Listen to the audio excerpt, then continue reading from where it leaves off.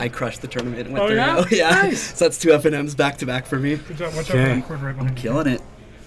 Oh, it's got Yeah, you can throw it I'm down. playing the best Magic of my life.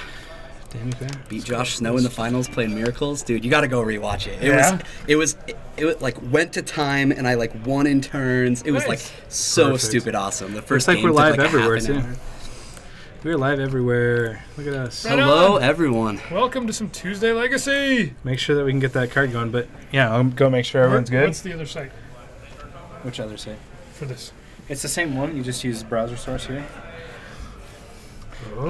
So here's the other way to do Browser it. source. You have by URL, and so you'll just copy the URL.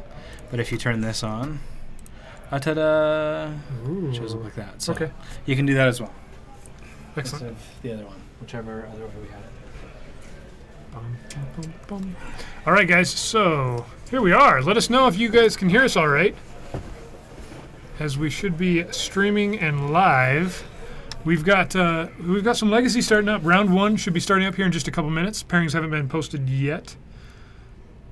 Yeah, I'm excited. We'll switch up here for just a moment. Can't wait to see some new decks from some new people. There we are. Look at this silliness. All right. Yeah, we're always looking way over here. I know. So it's always like we're looking across the room over that way Mhm. at things. Oh well, that's how it is. Scoot in a little bit. Yeah, and we'll get cozy. We'll get cozy. There we Ready go. for some There we Legacy? go. That looks good. Awesome. Perfect. Awesome. Okay. So we don't know who we have yet. We just have some names up here. Kyra on Deathblade. I apparently took him down last Friday. I don't know. And you know what? There was even one of our regulars who came in, started viewing, and he said, "Wow, apparently this guy's worst matchup is Kyra playing," or he just criticized me, just like, Oh no.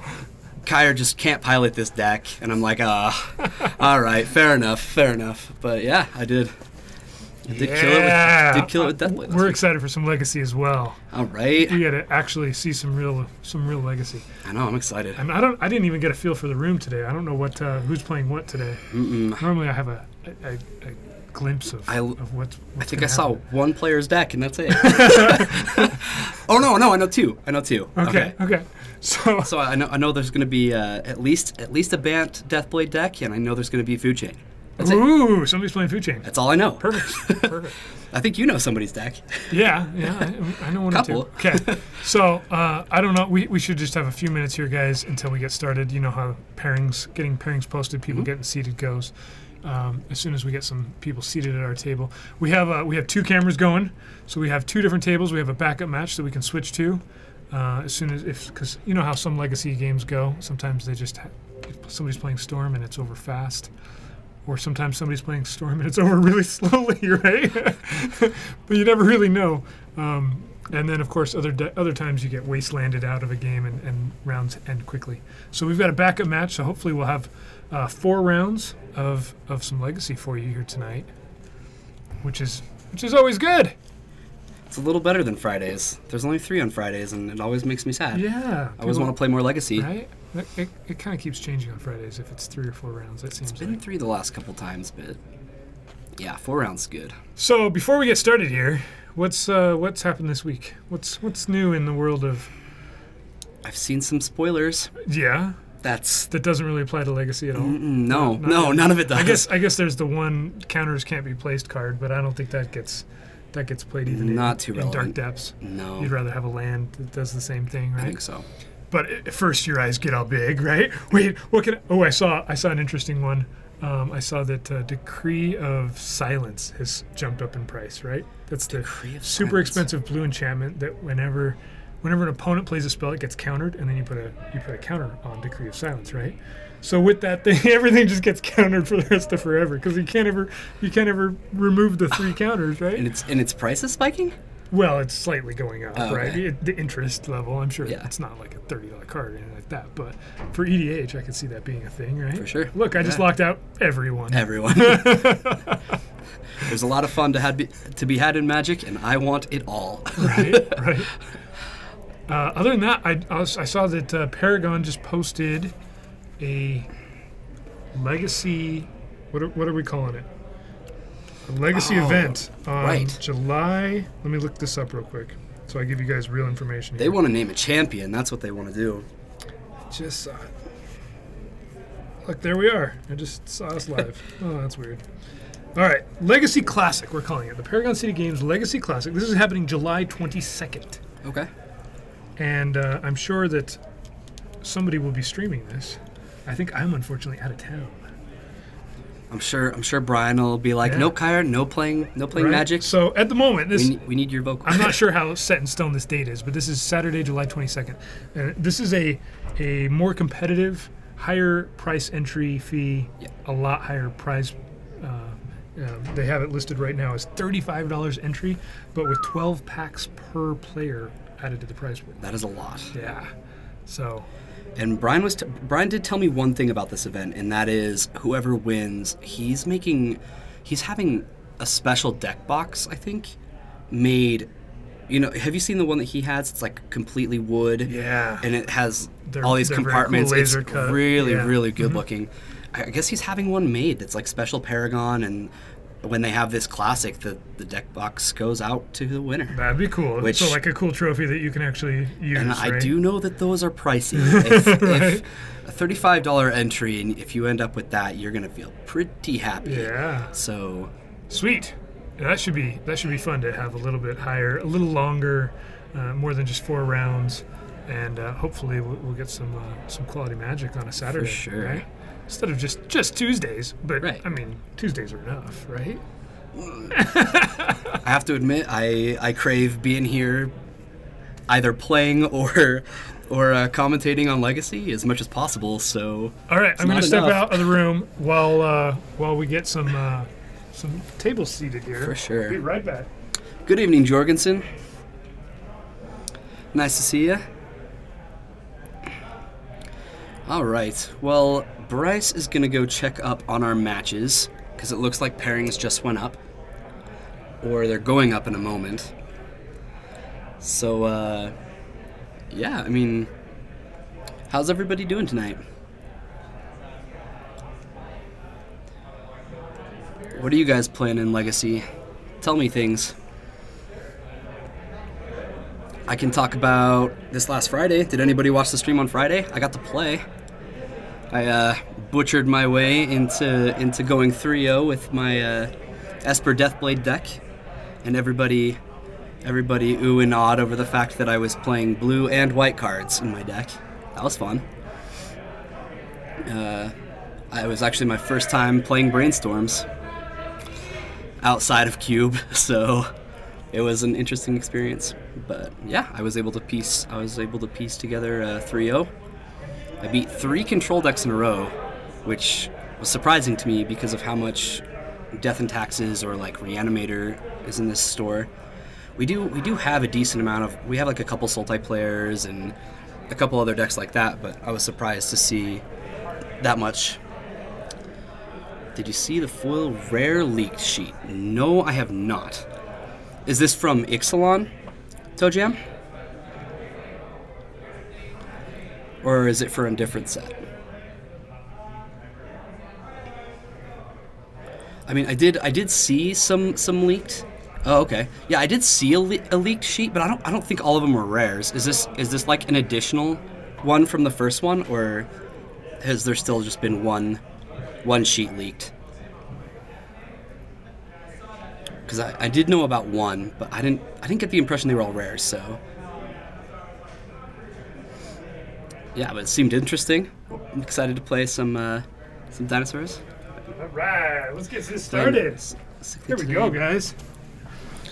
Well, Jorgensen, I'm glad to provide. Hope you feel better. We've got, for starting off I got here, you, ToeJam. we've got Ray. He's playing All right. some RG lands, All right.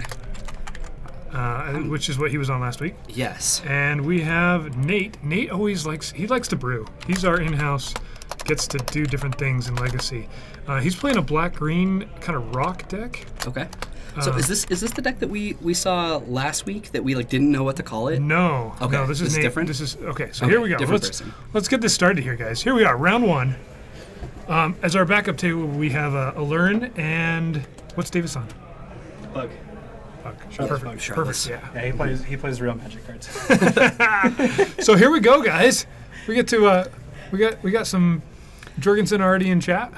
Yeah. Join us Jurgensen's always in chat. every I think Tuesday. he It's just awesome. lives here. I love it. Yeah. Just watching Twitch, waiting to jump in. I was sad though because he wasn't in on Friday, and like a lot of the regulars weren't in on Friday. I had to rewatch the stream They of me go in, playing, they actually and I was play like, Magic. what were the regulars thinking about how awful I played? And then I realized something as I watched back, and I'm like, oh, none of them saw me play. Right? Awesome.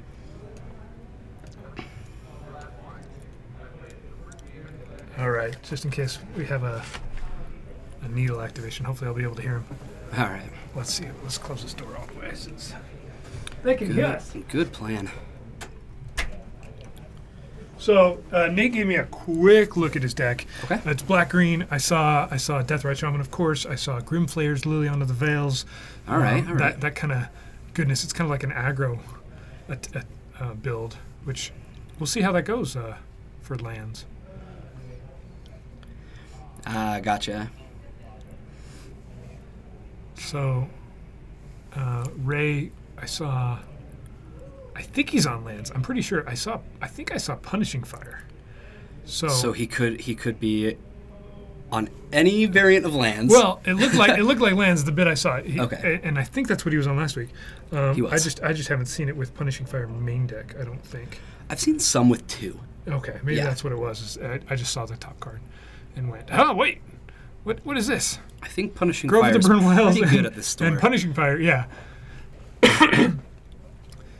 All right, yeah. Building in some resiliency is always good, right? When you know what you're going to be facing. All right, Have a good starting idea. things off with the Windswept Heath. The Onslaught Windsoap Teeth, which Yes. is way cooler. In case anybody wanted to know. I didn't want to know, but thanks. In case you were debating whether to get, Khans of Tarkir or Onslaught and couldn't decide. All right. Goodbye, Dark Depths. Yeah, goodbye, Dark Depths. Nate's like, haha, Surgical Extraction main deck, win! Never didn't have it. Oh boy. Let's just get rid of all of the combo pieces. I Are we like just gonna? it. Oh my! Does he have the dream? Does he just have life from the loam right here? Probably. Oh no, that's an exploration. Okay.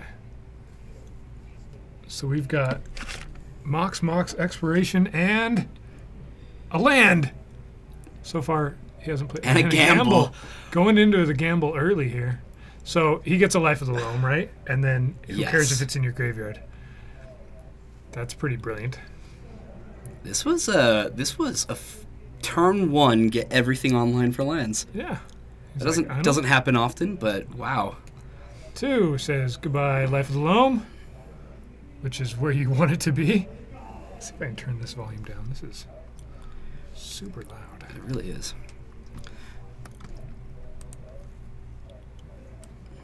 There we go. All right, so we have Mox Diamonds in the black-green rock. Whoa! as well. He's like 2 can play at this game. Yeah. Mox Diamond, the unreprintable card, which just is fair. Well, except it was reprinted. It was reprinted. Right? The unreprintable reprinted card.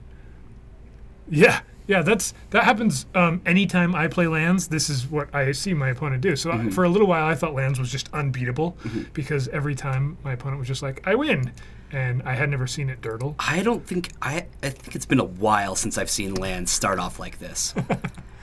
Usually it takes them a little while to get things where they want it, but man, this game, he is not messing around. Right? So Nate drops a Knight of the Reliquary. Yeah. It's a, 4/4 right now? Yeah, on turn 2, that's... It only happens on camera. Yeah. Right. Next you just lose 2 immediately. So I don't know. It looks like Nate. I'm just absolutely wrong. He's playing a Maverick. Maverick. deck. It does look like Yeah. Maverick. I thought I didn't see the white. So we'll rename this real quick. So Maverick actually does have answers.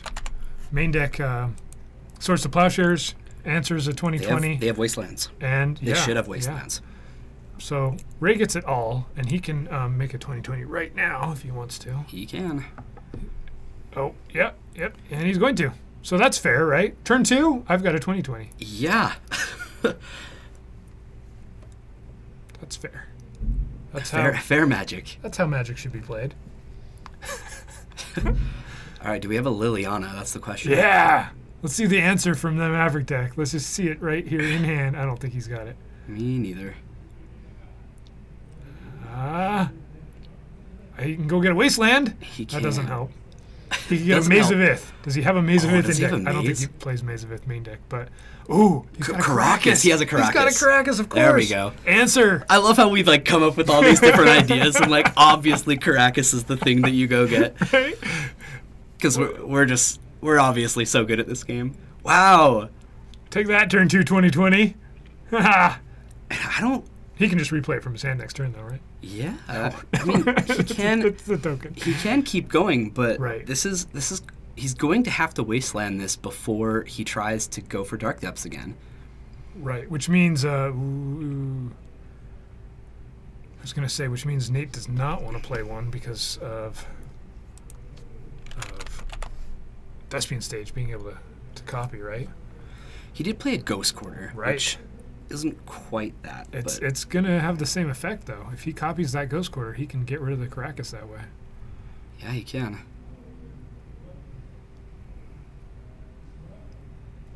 Does not look.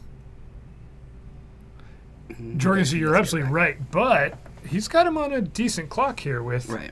with a 5/5 Knight that can just keep growing. So as long as he's able to keep that Caracas out, I don't think he's going to be able to now, though. Punishing Fire eats a Grim Flayer. There's a Horizon Canopy. How do you flay Grim? I've always wondered that. I've never tried. I didn't. I mean, is it grim when you flay things? I don't know. Hmm. I suppose it depends on who you are and where your morals lie. Can you have a non-grim flaying? Is it ever not grim? It's just flaying the non-grim way. Yeah. I don't know. It does kind of sound grim.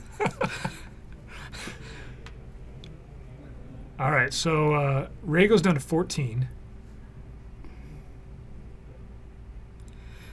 So And he sees a Maze of Ith. That's going to slow down that clock pretty quickly. So he gets Thespian Stage, Maze. So he's setting up. He's being a little patient here, right? Yeah. He's not going for the instant, I need a 2020 again just to get Caracas. Can you have a... So he's just like kind of dark and brooding. Mhm. He's a flayer who's just kind of, I'm He's grim. one of many flayers. This one happens to be grim. Yeah. The other flayers are just like 2/2s. Mhm. They don't do anything. They're just bears. They don't even have trample. So Life of the Loam is a fair card, as is evidenced by everything that Ray's doing here, right? He's drawing multiple cards every turn. He's drawing what? He drew 6 cards this turn, ultimately? Yeah. So he's going to get rid of the Ghost Quarter, which...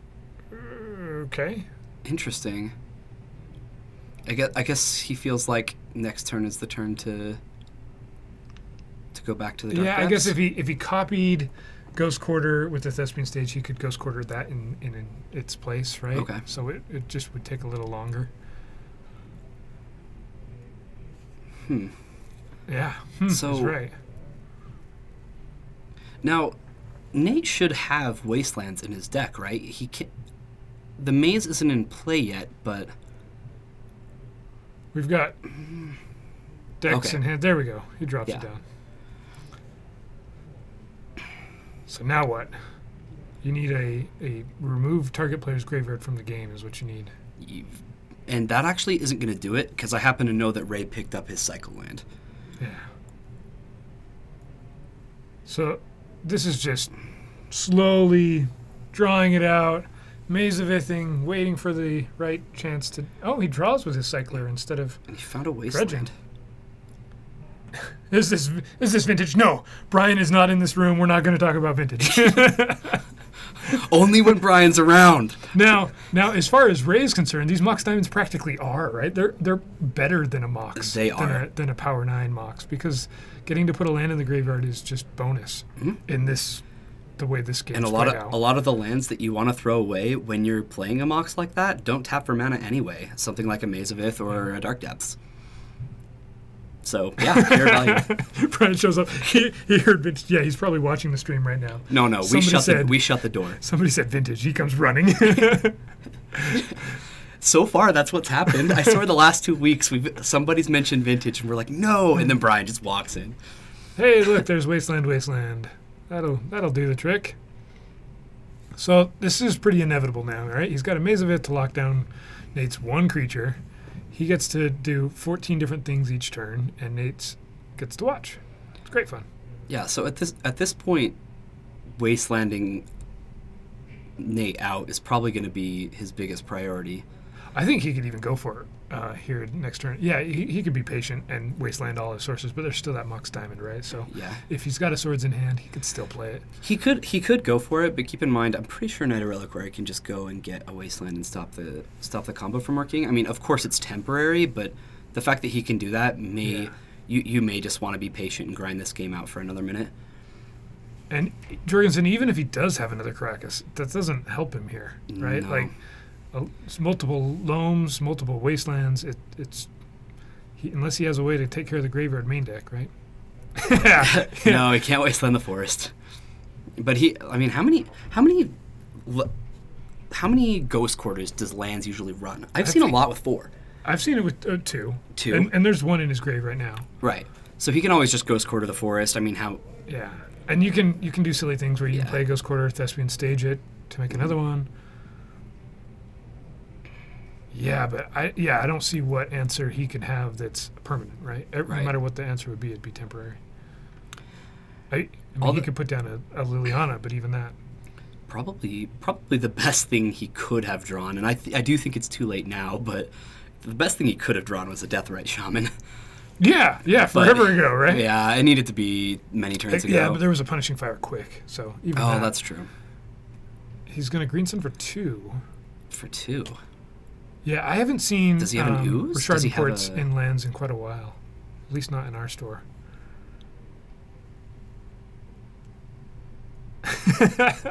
Well, like I said, Nate likes to experiment a little bit. He's got some interesting stuff. Like he's got main deck Chalice of the Void in this one. I called it. There we go. Scavenging Ooze is something. It's definitely something. It's probably not going to get the game for him here, but it is going to do something more than nothing. And it survives Punishing Fire if he does it correctly. Mm-hmm.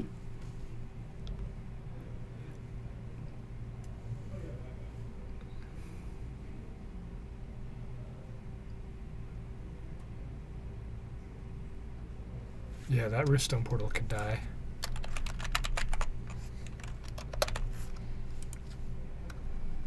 See if our cards pull up right. Ready, here we go. Let's test it. Oh, it's way wrong. Oh, boo. Just this horrible flash on screen that is completely horrible. Completely nasty. Completely wrong. When you change your website and suddenly everything goes wonky. Brian did say that we could enter the URL in, but might be one too many steps. Hopefully it just stays this way and then we don't have to keep changing it. All right. In the meantime, while I'm getting this card up, this card that nobody really needs to see, but here it is. There you go. There's Riftstone Portal. So all of his lands will tap for green or white once it goes in the graveyard. That's really not important right here. Well, if he's got scrub lands, then he has more green sources, right? Mm-hmm. So it's aggro. I haven't seen Loam yet, actually. I think he might be on more of a Maverick build with Mox Diamond in it. I could be wrong though. He didn't tell me what it was actually called.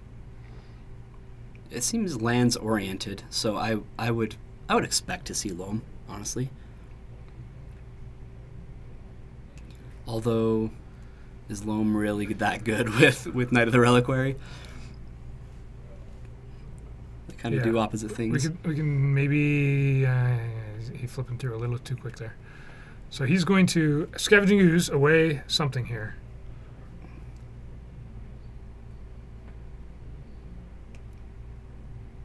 Oh, he's doing it in response to the buyback of Punishing Fire. Loam is always good. Yeah, soon Loam is going to be in every deck at the way that Ray's been playing, right? That doesn't work, but you'd want it if you could.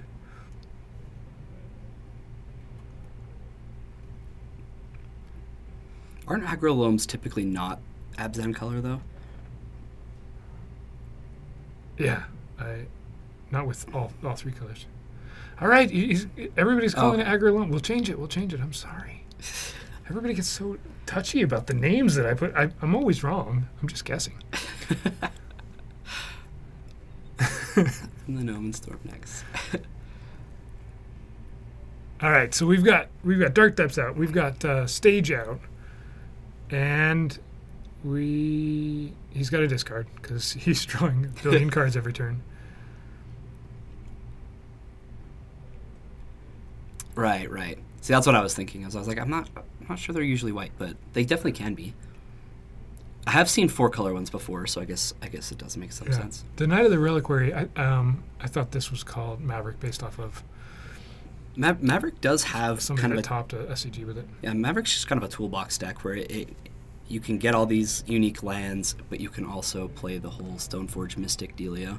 So Wasteland's actually pretty good timing here. Correct. He can attack for all of 3. It's a whole lot more than nothing. He can respond to the Dark Depths trigger, or the Thespian Stage part, and at least get rid of it for a turn. And pull out 60 cards. Can they just be random 60 cards? Like we don't need to go through and look or anything. We just like cut the deck in half and just call them 2 decks. So he should go up a couple life. No, not life. But his ooze should. Oh no, he's not removing creatures, is he? Right. He wants to take care of Loam, and he wants to take care of the problematic lands. So he's going to Thespian Stage the Maze of Ith. And we are going to see a Wasteland on the Maze. Okay. Yes, you're absolutely right. We haven't seen Stoneforge Mystic or Mother of Runes. We also haven't seen Bob or Punishing Fire.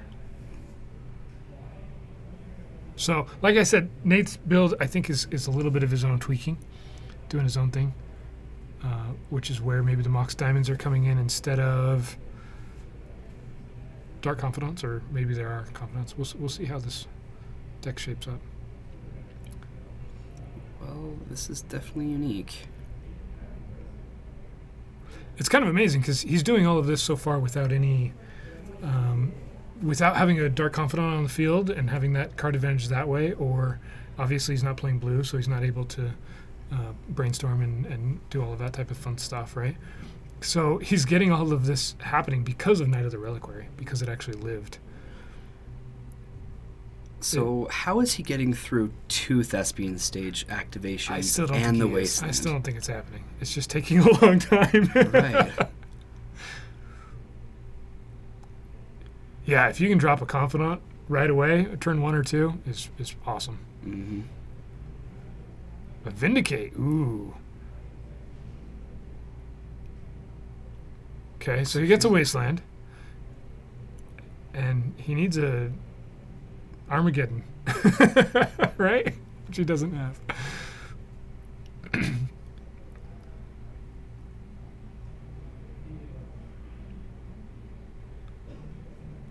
All right, we've got some discussing going on here. Let's see if I can get clued into what's happening. So this is obviously sequencing of when things get copied.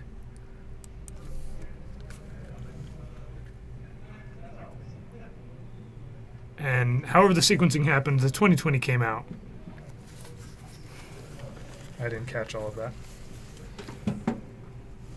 I'm sure you did. Whoa.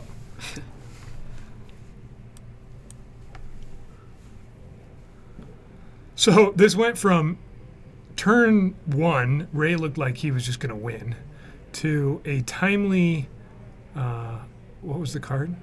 A timely Caracas that came down. Well, he Knight of Reliquary for Caracas, right? But still, that's delayed things so that we're on turn infinite here, and Nate's still at 20 life. He should be at...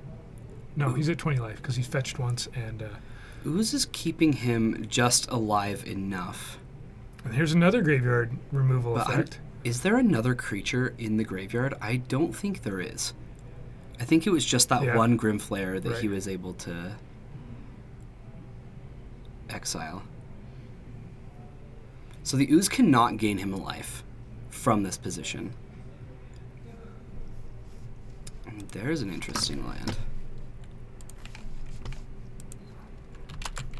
Bryce is on it. That's a Cabal Pit? Question? Did I guess correctly? I believe so. From Odyssey? Let's see if it comes up You got here. it. It's our black threshold land. Target creature gets -2/-2. See, that saves him a turn. That's like a time walk right there. That does save him a turn. 2020 is now an 1818. And he can even do that right here if he wants to. I mean, can't he just Punishing Fire him, though? Well, I mean, if he wants to. I guess. He doesn't have to if he doesn't want to, I guess. Yeah. He has to give him a life if he gets it back, so that's still not quite lethal. It's an answer to Prelate, yeah? And with the Riftstone Portal, you don't even have the Painland effect, if that Riftstone Portal ever dies. Ever. It's so weird seeing one on the battlefield. All right. So here again, I'm not sure why he isn't actually sacking the Riftstone Portal. He can only sacrifice a forest or a... Correct. Yeah. Maze of Ith! There it is, he's got both. So we do get to Maze, and then this Wasteland's going to take care of the Maze. It's going to be great. We're all having fun. But with a Death Rat Shaman and a Scavenging Ooze, maybe things will change. Yeah, Jorgensen, I think the Cabal Pit looks better in this scenario than Barbarian Ring by a long shot, actually. And I like Barbarian Ring. It's a really, really big maze. Really big. Yeah. Doesn't matter if you're a tiny little 1/1 or a 20/20 flying indestructible, you'll get lost. Still has game. Yep. Down to 1. Or at least... Oh, there goes the Death Rat Shaman. It got punished. So he could have responded there, couldn't he? Are we going to 1? No. He has his life total at 1, or is that 21? Where did he... I kind of missed him gaining any kind of life. Because he mazed it. Right. Where'd he get the life off of? Am I missing something? He definitely... Oh, it was from Grove of the Burn Rails, of course. So, oh, okay. Which is why I wonder why he didn't try and remove that. He's got a green source. But he also could have Death Ratted for a source as well. Gotcha. That makes more sense. Okay. Seems like a waste. A chance to remove at least one more thing. All right, there goes an Ith. That maze got wastelanded. Wasted. And Done. discards another one.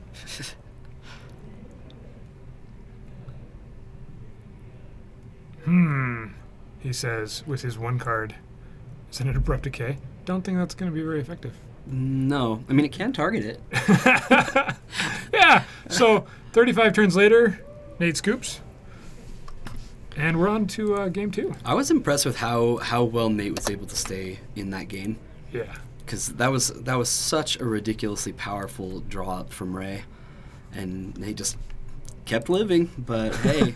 Just kept going. But Ray's still able to... All right, real quick, we take will things. jump over to... one sec.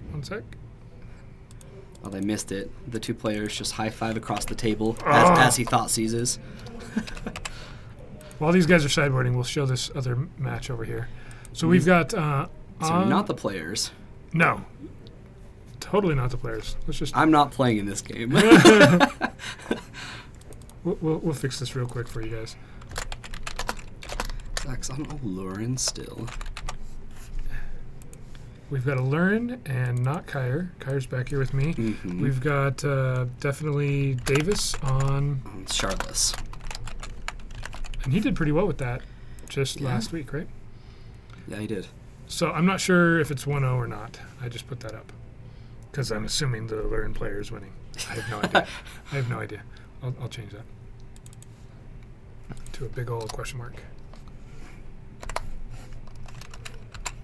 There we go. All right. So these guys are probably on game 2 or possibly game 3 with how long that other game took. And we'll switch back to our other match as soon as they get going. Because everybody wants to watch Land slowly win a game, right? The inevitability, just waiting for that inevitability. So we've got, let's see what's happened so far. We've got a Chartless Agent has come down, right? Mm-hmm. And triggered maybe Looks a like brainstorm. it hit a brainstorm. We've got a Therapy in the Yard, an Abrupt Decay in the Yard, and some lands. So we're just kind of getting started here. Turn 3. So maybe Davis, yeah, maybe Zach did take game 1 if Davis was on the play.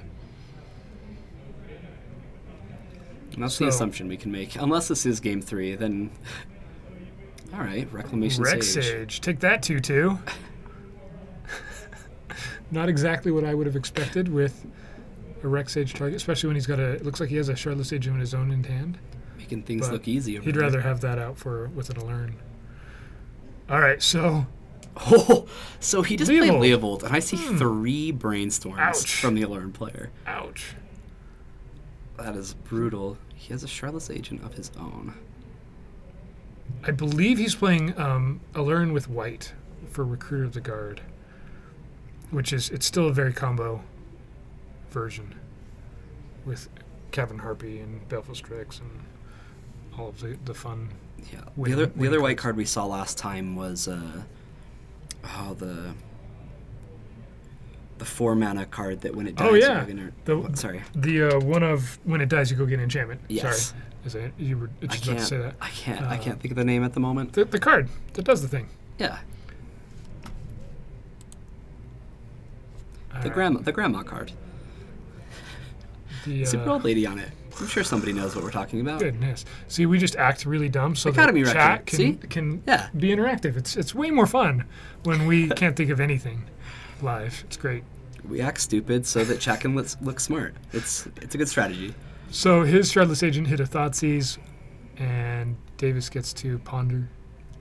All right, we're gonna jump back to see what Lands is gonna do. All right. There we go. Fast Turn 1 start. Dark Confidant. Somebody in All chat right. called it, right? Hey, Yeah. let's do a Mox into Dark Confidant and Wasteland your thing. Mox diamonds all around for everybody. And a Needle. A Needle naming something I'm too Yeah. slow to hear. Probably, probably. a Deathrite Shaman, right? Maybe a Wasteland, though. It would affect his own wastelands as well. Yeah. So probably not Wasteland. Depending He on his could hand. even choose Knight of the Reliquary as well, since that was a thing last Knight game. or Deathrite Shaman would be the things that I would assume he would pick. We need all the help we can get. Yeah. just trying to help you out. Yeah, look at this Dark Confidant beatdown. Take that, Lands. He doesn't care. Yeah, I think I would name Knight. It's true. There are some vintage decks that have fewer moxes than we've seen played. All right, here comes. Ooh, he takes 4. Take 4 off a Leyline. It doesn't really matter. No, absolutely not. And if he can play that ley line, ooh. See, this is not a great start from lands, and I don't Well. see it. All he's got is a crop rotation and a Grove the Burnwell in his Right, hand. right. It's a little bit different than. He but doesn't- all he needs is the one. He doesn't have Loam. Loam, yeah. Yeah, if he draws Loam, then everything changes. But All right, so Nate fetches for. I'm gonna guess a land here. Probably a duel. I would assume a land. Maybe one with black in it.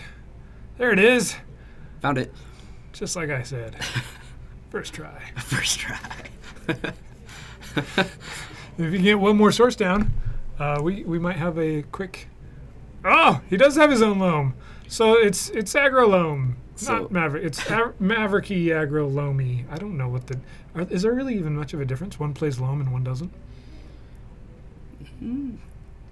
From the agrolome, or sorry, from which deck to which deck? Maverick to aggro loam, with white. Yeah, it sounds. Yeah. I don't think Maverick plays loam. They might run like one in the sideboard, but All right, we gotta change the name now. Goodness.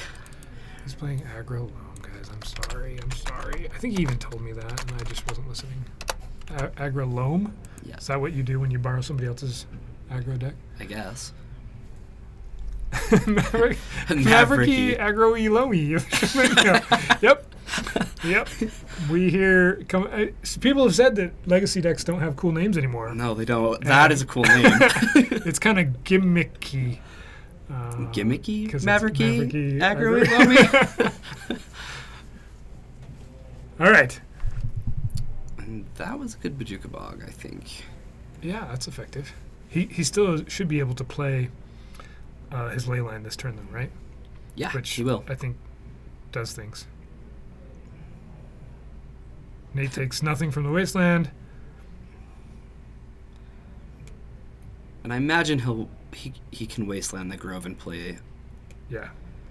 So the cards that are in his graveyard won't leave. It's just all future cards. That's how Leyline of the Void works. Right. I'm a little surprised he makes- didn't Wasteland, but He could have. Yeah. So, Why is he leaving up a mana? right. Yeah, Cephalid Breakfast I've seen is kind of maybe making a little bit of a comeback in Legacy, actually. A few people trying it out now that Miracles isn't as much a thing. Here comes more Confidant Beats. 6 more turns and you're dead. Yeah. Which this game will more than likely last that long. So now, is the Confidant, is he just like dark and grimmy, right? Or is it just, is he in the dark? He's just like any other confidant, Right. but he's dark. But it, No, obviously his skin tone's not dark. I'm All right. talking like he's in the dark. okay, chat. What's the name of this card from Commander? This is a. Oh, it's a centaur. It's a centaur. If we type in centaur, it's not going to pull it up. No. Oh, this card's awesome too. I've seen a couple lists with a one of in it, and I can never remember. It is definitely Come on, chat. a. It's none of these cards. He's taking some beats, right? He's down to 6. No, chat's not pulling through. Where's Jorgensen when you're asking him the what does it do? What does it do? It has some counters on it. It's green. It's a creature, and it's only in the most recent commander or the monocolored commander deck. I can maybe try to find it before the match ends. By the time we pull it up, this match is gonna be over. Let's see. It's a. I don't know what this one's called. Vine Crasher. How about that? Is it a Centaur Vine Crasher?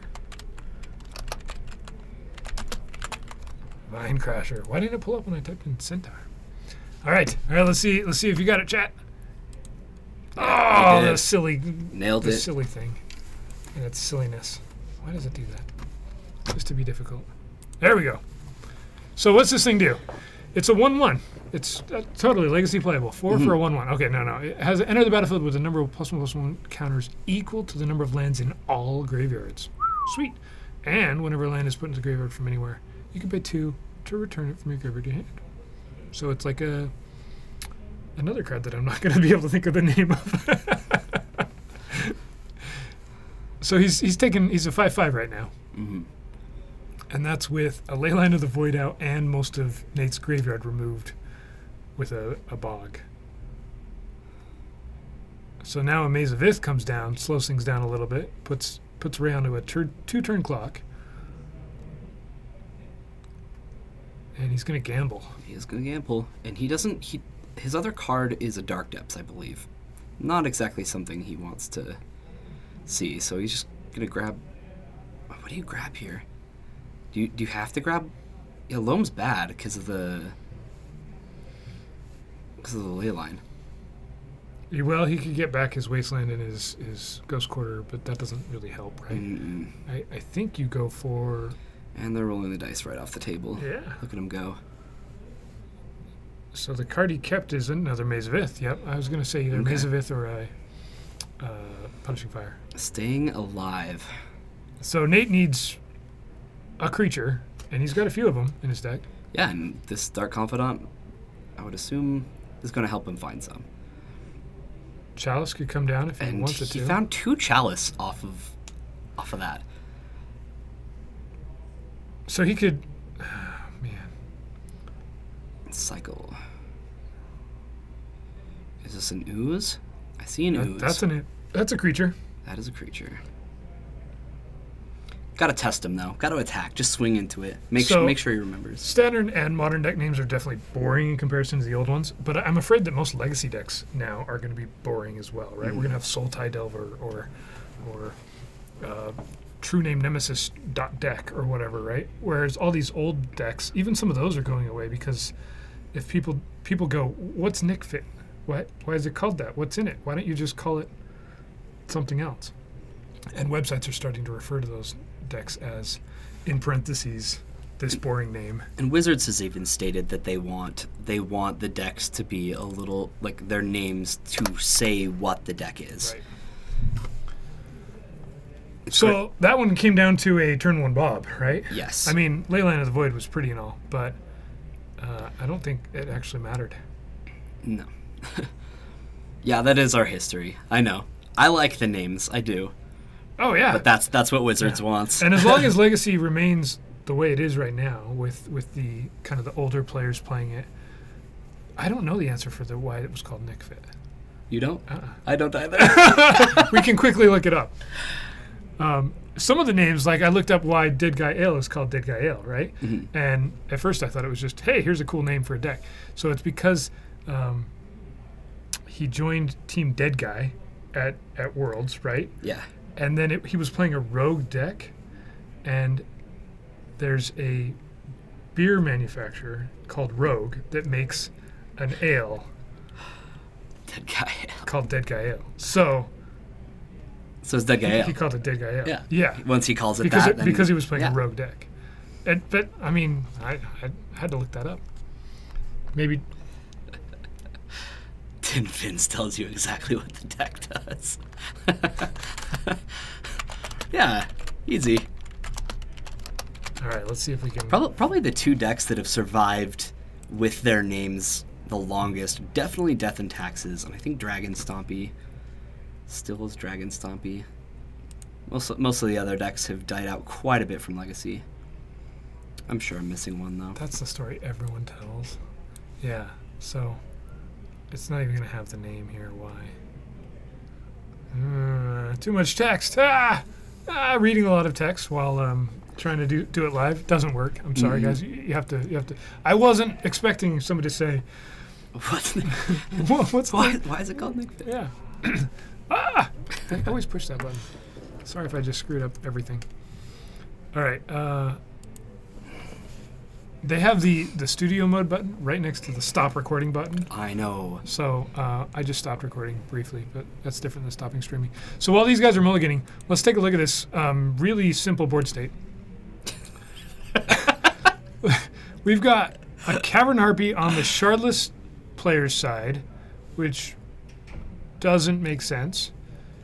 And a Strix. So maybe a Parasitic Strix. Maybe Davis isn't playing. Maybe he's playing Alurin. He must be playing Alurin.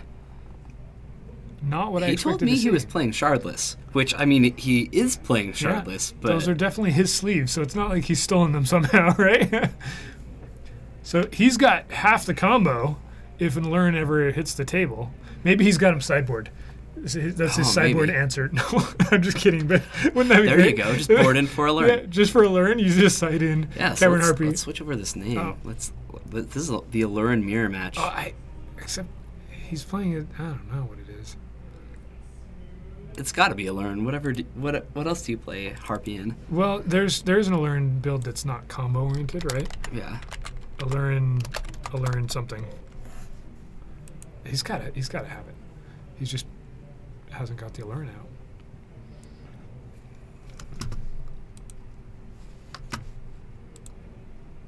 sure that. Oh, we already started. So we're going to switch back real quick to our feature, our table 1 here, to jump quick. We had out to the another gate. turn 1 Bob into a turn 2 tracker. Yeah, tracker comes in as a spicy, especially if Nate removes a lot of removal, right? I would assume he'd have some number of swords, but maybe not. Yeah, swords could He stay. has access, yeah.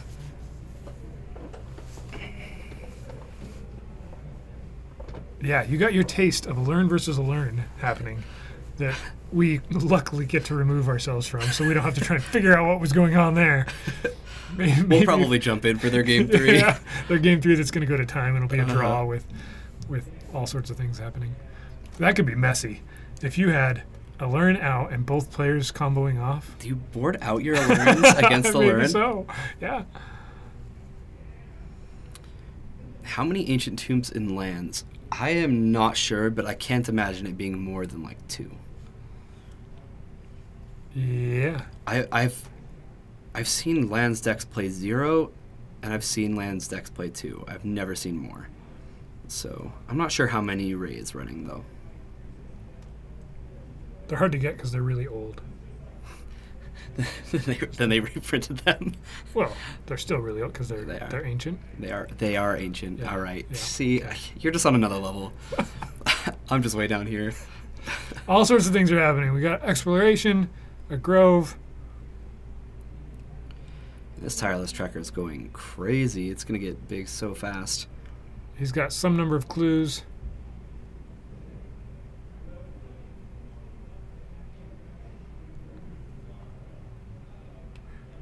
Let's see if Nate has an answer, right? I believe they're in the main. In Kunar.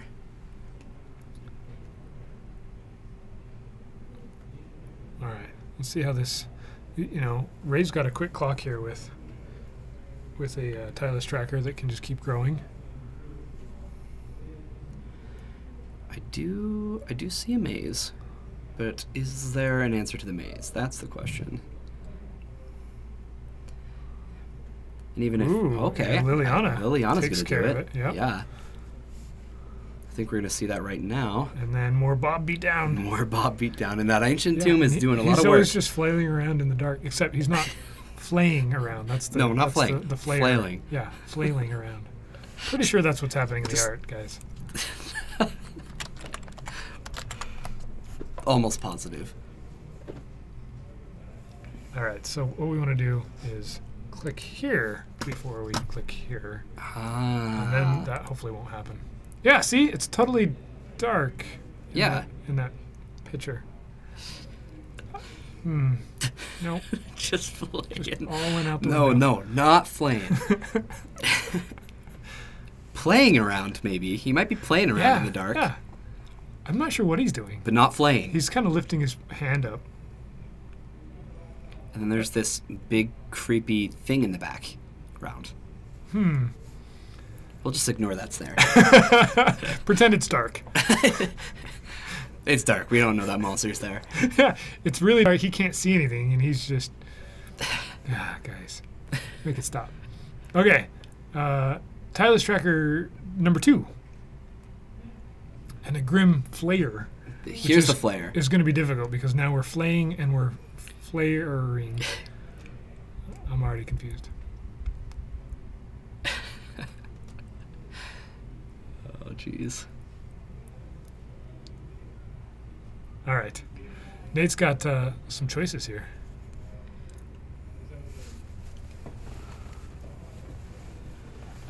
You know what would be awesome is if we saw a Dark Confidant with the Judge promo with the old frame. It would be like the Noble Hierarch or the swords. Man, that would be sweet. I'd love to see some of these invitational cards that are iconic. In fact, well, here's a theory for you guys. So just floating it out there. How about the next Masters, whether it's Dominaria, it's not going to be in iconic Masters, right? But how about the No. next Masterpiece series? For Dominaria, they have the old frame as the masterpieces. That would be cool. I'd be interested in that. So, looks like he just plans on taking the hit from the tracker. Or do you think he just played the flare just to block? Because he didn't play the maze. And he could have. Tracker's getting big. It's drawing him a few cards, is what's happening. With an exploration out, getting to draw 2 cards a turn. Still no loam, though. Yeah. All right, so is that his second land? I believe so. His first land was the Wasteland, right? He was... Yeah, unfortunately, you might be right. But I would love that. I like a mix. I like all kinds of borders, all kinds of things. Well, especially People with already know that the about foil, me. the way they did the Judge, right? Where Right. you have the old star and everything on it. Just looks super. Yeah. So yeah, Grimflayer chump blocked there because he's Grim. So I don't think he's going to bank on the maze. He's probably going to let this Liliana go. I'd imagine. Yeah. Yeah, that makes sense. Yeah. Get rid of the threat that's drawing him a billion cards. Down to 9. So it's kind of an interesting game, right? Where we see Tireless Tracker doing its job of drawing cards and smashing, and Dark Confidant, turn 1 Dark Confidant, providing Nate with enough card advantage to kind of stay in this. We're going to have the Knight come down. There it is. There's the Knight of the Reliquary, which is just, what, 2 lands in his graveyard? So he's a 4/4? 4/4. But it enables him to be able to go get Krakus or Yeah, and Maze. he does have the Wasteland as well. He can make it a 5/5 at any time. And it looks like, oh, I was going to say, like, well, it's going to be a 5/5 because Ray's Wasteland. Yeah, and I don't know. It's going to this waste now. concept that they wouldn't do a masterpiece based off of people not liking something, I think they already blew that idea out of the water with the most recent invocations, right? I think most people don't really like those. All right, Bob sees a Bob, which is kind of weird if you think about it. It's just like looking in the mirror. Maybe that's what that thing is. It's a mirror. The big monster in the back? Yeah, it's a That's- weird mirror thing. I don't think so. No, it's not. I'm going It's to bet not. against it. Well, maybe that's what he thinks he looks like in the mirror. Oh, I would love it if they made the artifacts brown again, just even for one set. Well, that's part of what's cool about the old swords, the Yeah. Judge promo swords, right? Yeah, I just picked up a Feast and Famine one the other day, and I was just like, this is so cool.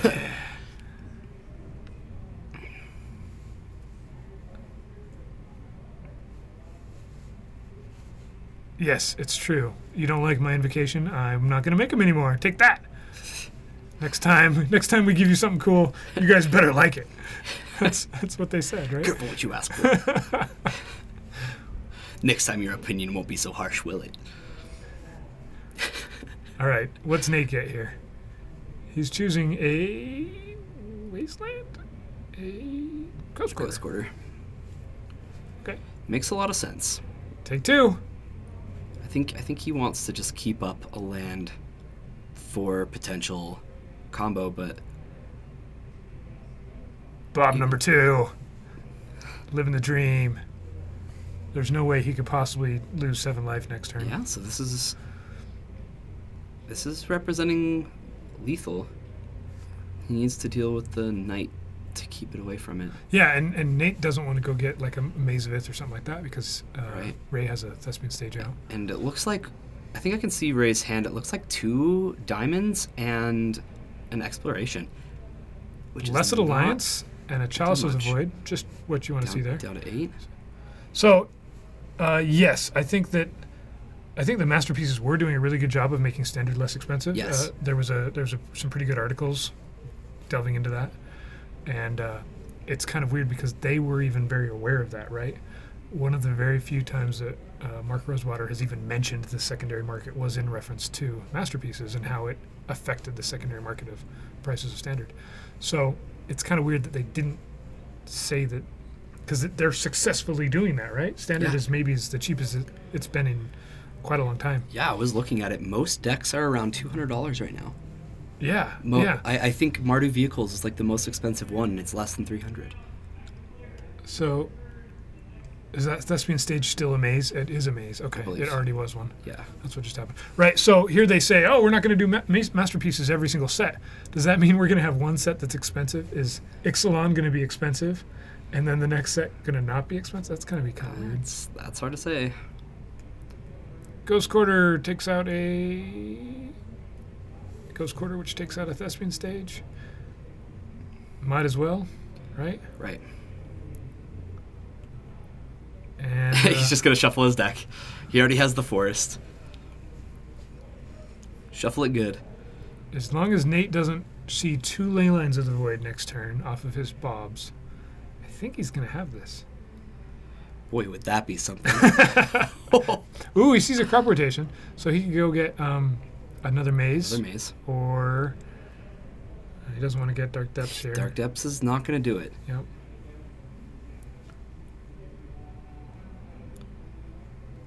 Not only that, but remember that Knight of the Reliquary is untapped. It can just go grab Caracas. It can go grab whatever he needs to get in the scenario. And it's big. It is. It's unnecessarily large.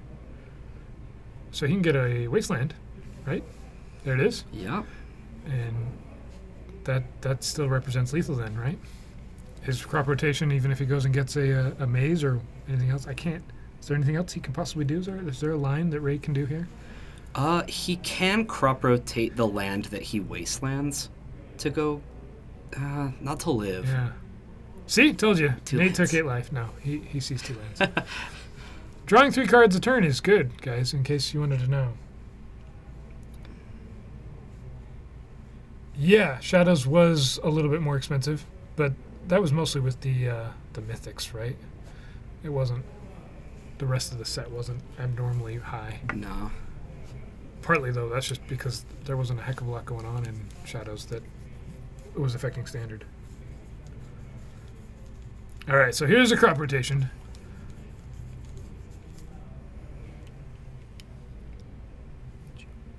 Kind of curious because Nate passed priority, so I wonder if he went to attack step and allowed Ray the chance to do something here, or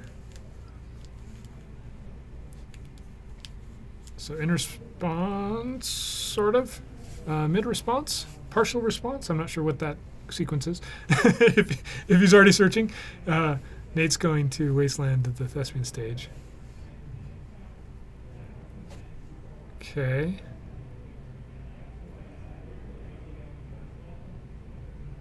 So he makes a 20-20. Yeah, so if Nate had responded to the crop rotate, that wouldn't have worked, but he waited a little long, I guess. Yep, we're going to go get Caracas, Yeah.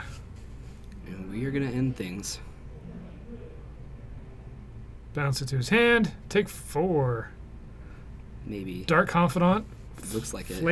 Flailing around in the dark. Gets it done. Blessed Alliance is going to untap a creature. Take that! How about this, guys? Wow, I have never seen that mode activated on it. That's pretty great. No way. He doesn't even need to do it, right? No. He's got 4 lethal, but he's got a Blessed Alliance in hand, so this I is have never even thought about that. untap up to 2 target creatures. Wow. Winning the game at any cost. Nice. So that was pretty. I mean, okay, we saw lands do what it also does sometimes, right? We saw it perform really well game 1, and we saw it kind of dirtle there. It never saw Life of the Loam, and then it got too late, right? He had to find answers. Yeah, 2 games straight, he just did not find Loam. So let's see if we've got. Oh, it looks like Shardless Allurin versus Allurin is finished up as well. I'm going to guess one of the Allurin decks won. Just going to go out on a limb and. I mean, I can't really go against you there.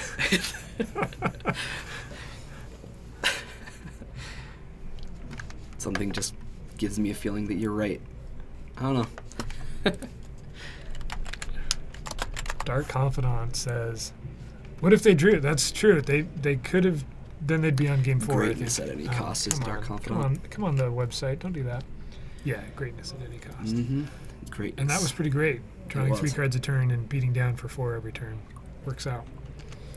So we're going to have a little break here while we wait for round 1. I'll go check our time and leave you here with... Leave Kyra floundering with chat. It'd be nice if we had a window in the same. Oh, I know. I don't know if we could ever have enough cameras. Just need a camera looking at the time. We need a camera looking at the hands. It's just not happening, guys. Although we could get rid of the camera that's looking at us. I'm sure you guys would enjoy that. Let's see.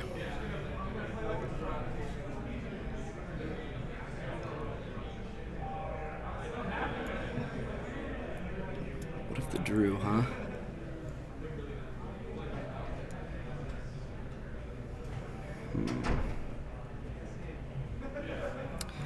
Yeah, so two Allurin decks. I was talking to Davis earlier, and he's like, "Yep, I'm just playing." He even told me, he's like, "Yep, I'm just playing the same thing. Everybody says that Shardless sucks, but I just keep winning with it, so I'm not gonna stop playing." And next thing you know, we look over, and sure enough, Davis is playing Allurin.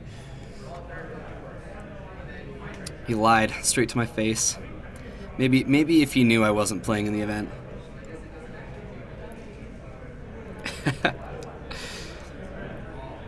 Yeah, we didn't see any Pendrelvels.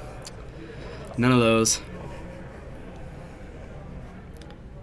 So the Allurin decks did draw. They actually drew. Yeah, we're on turns in round one here. I saw there's at least one match going on. It was a Thopter Foundry deck versus some sort of a blue-white control deck. Okay. So that's what we're waiting for. I hope you all appreciate that. Probably Josh playing Miracles. That's a matchup that's going to be hard to win through either side. So we don't have that long of a break, which is kind of nice. That is good. I think we're 5 minutes past time being called. So we should have round two here up pretty soon. And in the meantime, I'll fiddle around with things here. Switch some stuff. Update. All these special numbers that matter. Matters to them. Right? Correct it. Right? Okay, fine. All right, so we successfully had a obscure commander card get played. Yes. And it's kind of a weird sideboard card to bring in against lands. I mean, there's lots of lands in the graveyard, right? Mm-hmm. But I wonder, was it in his sideboard? Oh, I guess it could be. He would. I've seen decks run them as a 1-of in main. Yeah. So. Well, I didn't even know what he was playing. I called it Right. Maverick for the longest time, and then we saw Life of the Loam. So, I don't know what we're going to have next round. So, since both of the Allurin decks drew, we probably won't have one of those on camera next round. Probably not. We have 26 players here tonight. Awesome. We're bouncing back up closer to our numbers of closer to 30. And a nice even number. Right? Yeah, I had some people saying, "Oh yeah, you guys probably aren't going to get a lot of people after Vegas," and I'm like, "Well, all those people still play Legacy." So. Right. Well, and this is now a week removed from Vegas, right? Yes. So they had their cool down period, Mm-hmm. and they realized that going 3-3 in Vegas and dropping isn't as fun as playing. Shots on fired. Tuesdays. Shots fired. No. Because that's what I was like seriously afraid No. of, right? Is driving Right. all the way down there, paying a whole bunch of money, and then going 5-2 and saying, what do I do now? Mm-hmm. Right? And I don't know, like the field is so huge, and you have to perform so well just to place. That's pretty brutal. It's even more brutal when you feel like you are performing well and you still just get nothing. Yeah. Yeah, it's hard. You can have a really decent record and still walk away going, well, I didn't even win anything. Nope. I didn't even get a pro point. Or maybe you did. Did you get one pro point? From Vegas? Yeah. No, I didn't. Because did you drop after? I didn't make it. No, I dropped at X and 3 in all of my events. I didn't have to. So Brian probably got a pro point for his. No, he didn't. You have to go 10 and 5. He was 10 and 5 or better for pro points. All right, we're gonna try and see who we've got sitting down based off of. I gotta go check it. The brutal part was paying $20 for breakfast every day. Whatever, that's like the best part ever.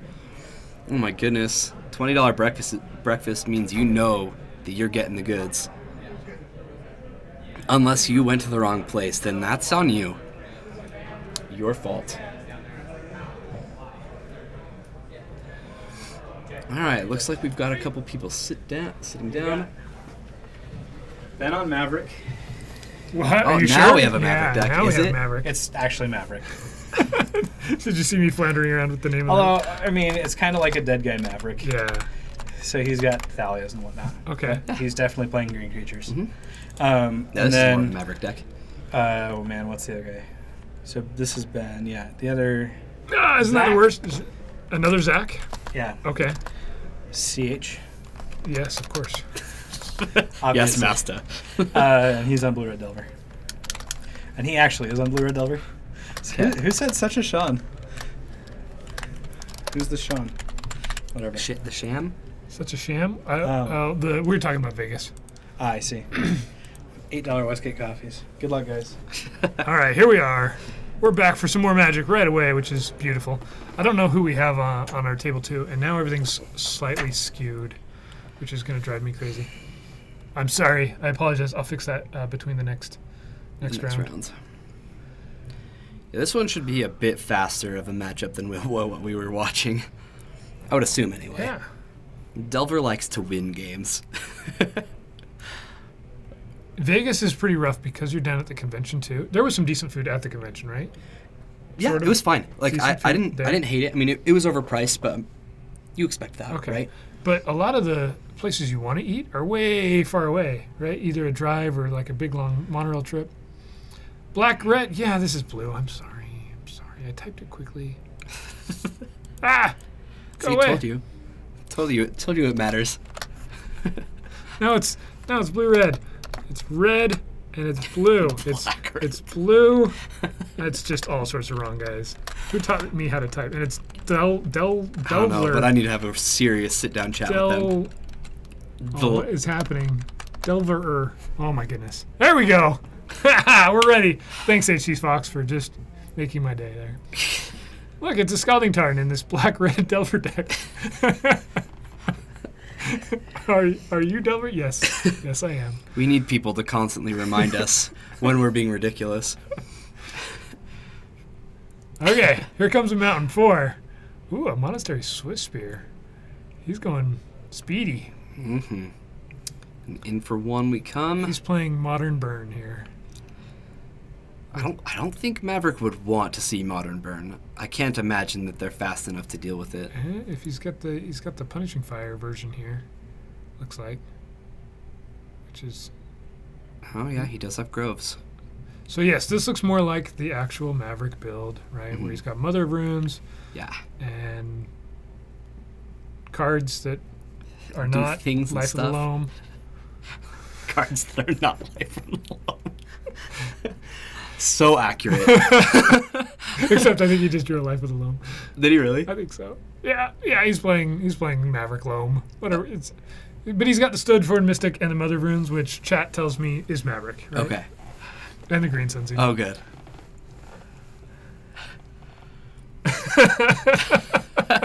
An Delver and a Dragon. Yeah. A 5-color Delver. Okay.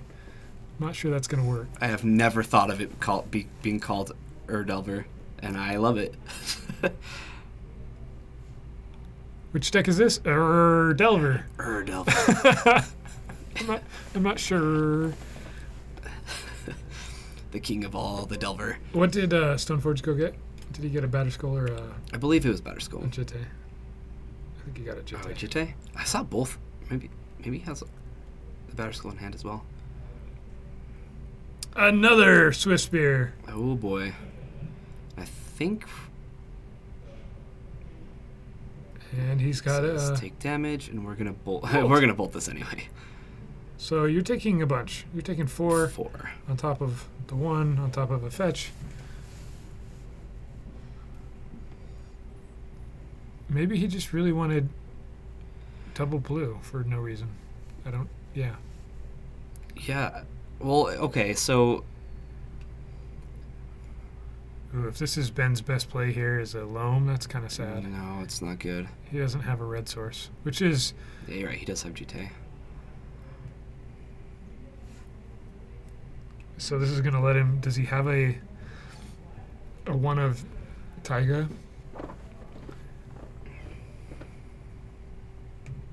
Makes sense. Get a fetchable. Oh, he doesn't.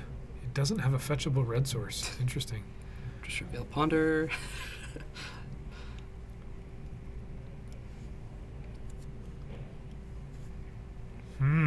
Okay.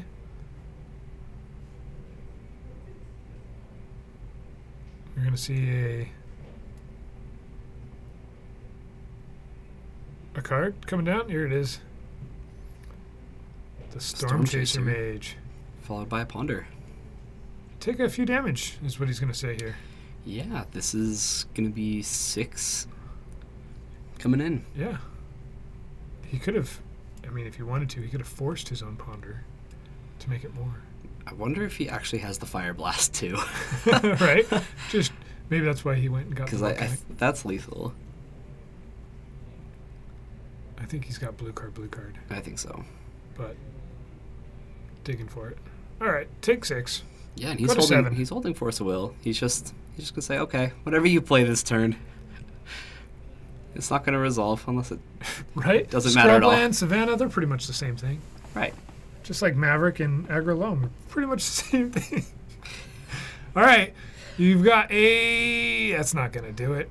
Knight of the Reliquary, and this is just gonna get forced. We're gonna get rid of it. He was able to get rid of a True Name Nemesis though, which is always hard to do. Yeah. Touche. Touche. I think that's it for this for game 1 here. Brainstorm into and he's got a Lightning Bolt in hand. Yeah, that's very lethal. Finally, he draws a Checklist Delver, so we're definitely on Delver. We're on Delver. We're for sure this time, guys. 100%. Yeah. He should just put both Lightning Bolts back. Chain Lightning. All right, so Ben goes down to negative 300, and we're on to game 2. Kinda. It's kind of like negative 300. Same effect. Yeah. Same result. All right, we'll quickly we'll take a peek at what's happening on our other table. We've got some Nothing. shuffling going on, so you guys can either watch some shuffling or some shuffling. All right, you guys choose. We should get one of those polls up. By the time the poll would happen, the shuffling would be over. Probably not. Probably not.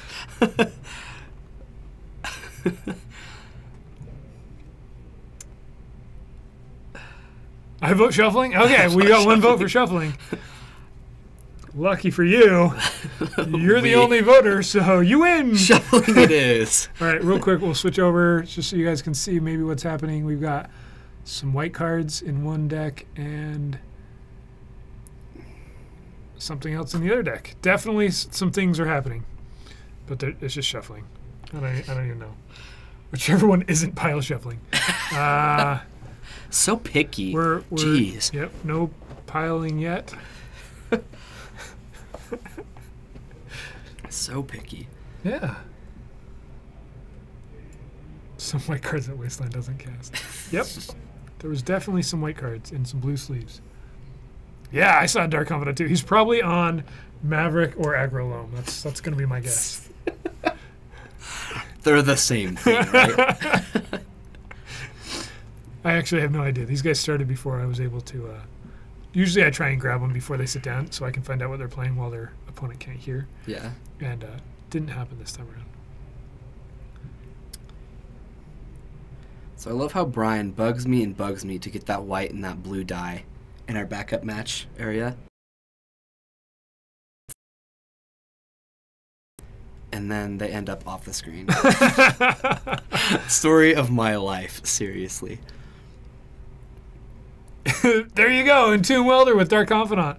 Absolutely. Absolutely. All right, so we're going to see... Ooh, we've got... Tim Welder. This is kind of an interesting deck, actually. I like this deck. Oh, Where okay. he just denies everything. Yeah. And let's make sure that our other match is doing what it's supposed to be doing here. Can't deny the Dark Confidant, though. I think Judge's Familiar is going to have a hard time. Okay, so we're going to... I think we're going to jump back to our feature match here. Yeah, let's go to our main match. This is an interesting deck, though. It's kind of fun to see. It's blue-white, and it's just, like, super taxing, right? Yeah. It's more taxing than Death and Taxes is, because everything... You've got No like, death, several just Judge taxes. Familiars. You've got the new one from Eldritch Moon. the spirit. Yeah, yeah. And so there's lots of... You can't play instants or sorceries unless you pay 1. Which on top of Athalia is pretty effective. I think the Loam deck isn't going to care too much about that. But, you know, who knows? Yeah. Besides, All right. this Delver deck might just end things really quickly again, and then we'll jump over to that match. If I had to guess, I think it would. If he can I get a can't- red source for a freaking Punishing Fire, maybe... I still... Even then though. Here's you a still, Duress. Duress is going to see Price of Progress, Smash to Smithereens, and a Lightning Bolt.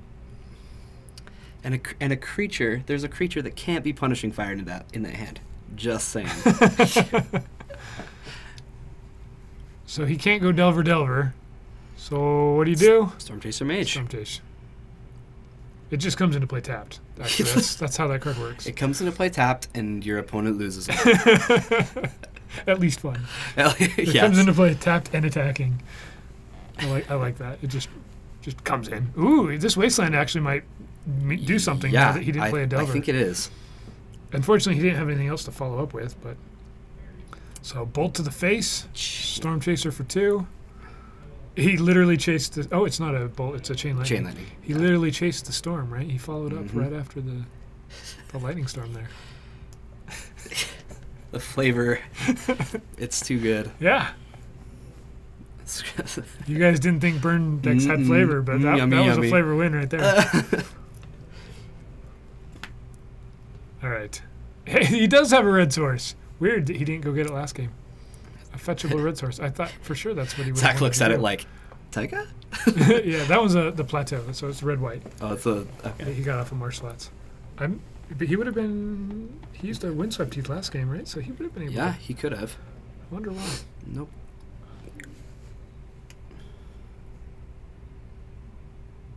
Death to Tendrils. Yeah, I guess, if you're that kind of a player. I mean, if you want to be like that, you can... Lightning Bolt! To the face! Because the Knight is too big. So he's taking 5 more. Taking 5 a turn off of 1 land. That's fair. Zach's like, here, let me find this for you. Let me just take this die out of your hand, and I'll tell you what you're at. You're at 8. Deal with it. Or 9. Or 8. There we go. There we go. Definitely clear 8. as day. Clear as day. No one's confused. I am, but no one else is. Birds of Paradise, and he's got a punishing. He does. got a Okay. swords. He has a swords. So you can attack. Is that a ruined halo in his hand? If you chain lightning a Tinderwall, your opponent can sack the wall to copy the lightning. I suppose that's absolutely correct. I believe you. All right, here comes the swords. What? I'm not sure why he didn't attack last turn. Like, the only thing that you would want to leave up a blocker for is Swift Spear, right? He may want to go get a grove, Oh, that makes sense. Yeah. but he's gonna have to sack the Dryad Arbor. He could sack the Plateau, but no, I don't think that's something you want to do if you're gonna go. So, and Zach he- chooses and not he to play a Delver here. Didn't do that. Interesting. Get the 100-sided dice and make the players find it on there. Yeah, that'd be really fun for stream. Just have these players looking at dice, and then they'd shuffle, and then they'd look at dice, and there'd be some magic somewhere in That's between. the all kind of that. magic I want to watch. That said no All right, one ever. So Price of Progress. here comes the Price of Progress, which he knew about, or he should have known about. So this is 4 damage. I'm a little surprised that he hasn't sacked the Dryad Arbor yet. Another Price of Progress. And he just didn't. He could Swords his Knight there, right? Yeah, That would give him enough life to live. wouldn't do a whole lot, No. but All right.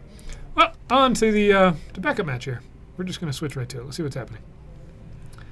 find out together. We've got a Thalia, a Judge's Familiar, a really cool Swords to Plowshares in the graveyard. That's the Judge promo, and it's a signed Judge promo. Oh, that is sweet. They're really affordable. I'm a huge fan of Athalia too. Okay, so Just I have no idea the names of the players playing, unfortunately. Let me. Well, this is let me find out. the aggro loam player from last round. Is it?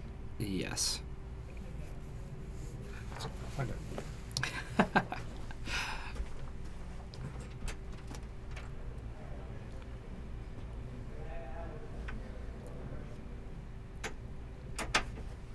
Of course. It's Nate playing not Maverick.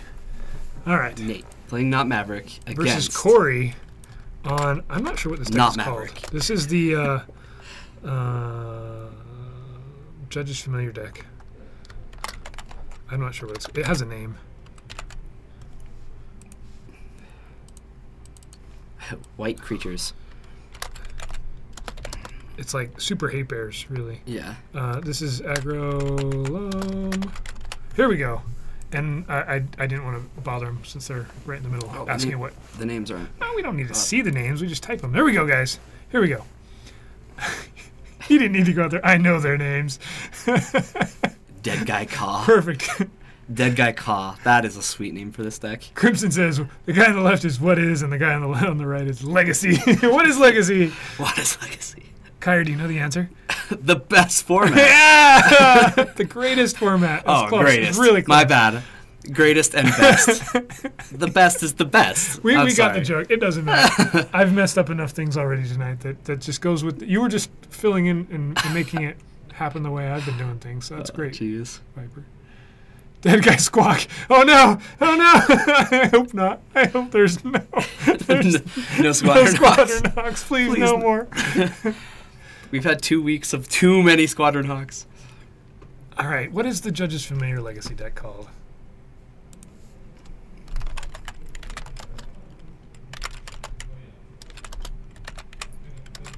Let's see if I type in enough things, if there will be an answer. Legacy. It's not coming up.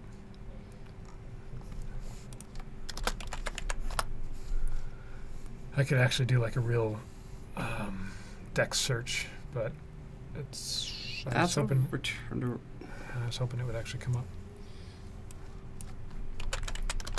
There's one on Tapped Out. Yeah, that's never a good idea. No. All right, so Meddling Mage is coming down naming something. I'm not sure what you would name against a deck like this. Not given the board state.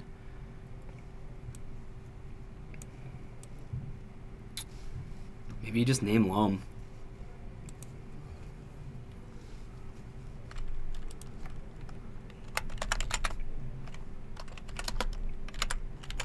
Jeez, you were digging deep. Yeah, I want to know. I want to know. Here we go. Did I type everything right? No, I didn't. I like this deck. This is a fun deck, and it can catch people. Come on. I think you're spelling familiar right.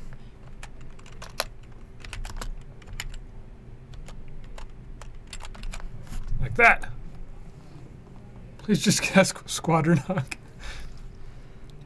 Oh, they're just calling it Death and Taxes. Boo! I thought it had a like more fun name than that. A blue-white Death and Taxes. Boo! Sorry. Oh, I'm sorry, guys. Judge's D&T. Blue-white D&T. The playmat we're seeing, is that what you're asking? Is a Paragon City playmat. Huh. Oh yeah, they're talking about the old playmats that you like fold in half. Yeah. So this is a Paragon City. You can see their little logo right on it. A 2-player mat. Yeah. They've got it at every table, which is really sweet. Some people put down their own mat on their side. Judge's D&T. Only judges are allowed to play it. Yeah. So this is the one that plays Judge's Familiar and what's the spirit that also taxes? You can sacrifice. I can't remember. It's one blue and it's the same card. It's pretty much just better. Yeah, and then or when you sack it, it makes it so they have to pay equal to its power, I think. And, Right, And it and gets it like can grow. +1/+1 until end of turn whenever you play a spirit. All right, so he's going to respond to the Sanctum Prelate. It's taxes. I don't know what it's called. I'm sorry, guys. It's blue-white taxes. Mausoleum Wanderer. Yeah, Thank you. yeah, the Wanderer. That makes no sense. Why does a spirit roam and tax you for For a mausoleum. call it blue-white taxes? This is a Corey pile. I'm gonna trust you. This is no Corey. Pulled this off of Corey pile. This top 8 did something I've seen it before. like a one-time thing.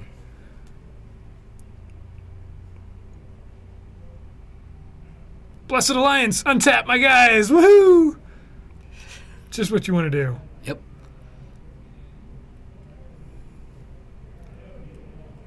And Dark Depths has a bunch of counters on it. So we don't have life totals. They just ignore my dice. Ah, that's so really rude. annoying. I'll have them move it. I don't know why Bryce doesn't have me do it. I'm the one who's closer to the door. He has to like squeeze behind me.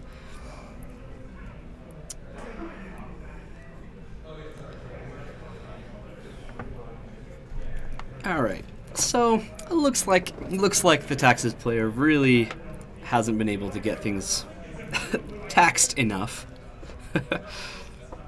looks like Nate can take this one away pretty easily from here. All right, so Corey's up one game. Okay. And now we can actually see. Oh, sure, he just puts it right in the middle of the whole battlefield there. That's fine. That's pretty. As long as we can see everything. I asked Corey what he called it, and he just shrugged. I don't know. What do you call it? All right, so as I just changed the score, it looks like. See, I just 1-1. interrupted him right in the middle of the game. That's so rude. It's so What a rude. jerk. Should have made you do it. Yeah, see? Told you. I'm good at following directions. Okay, Just yeah. tell me to do so stuff. we're on to game 3 here. Not you, Chad. We're going to have a little bit more sideboarding. Ooh, look at those disenchants. Those arena Yeah, I love those ones. promo disenchants. That was like one of the very first promos, I believe. Hmm.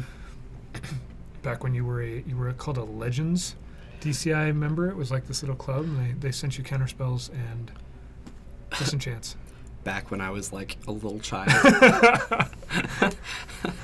Yeah, I knew about the program, but I didn't know how to like sign up for it because there wasn't like a website, Yeah. right, or anything related to. Yeah, signing you up. probably had to like, send in you something in the mailed it mail. So I Yeah. finally got a little card, like a little silly punch card with my DCI number on it.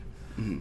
And it had some silly Legends arena member. or whatever. 1996. Goodness gracious! When I said it was a little kid, I was not kidding. Apparently, Right? I was 5. Yeah, I actually played in the Arena League, the very first Arena League, where you got the very cool Mirage basics. Yeah. That's awesome. You only have a 12-card sideboard? Yeah, pretty sure. You only have 12-card sideboard in this deck. I like that. I like that. Having 15 would be too serious. I didn't have time to play with cards that are more than 50 cents, so...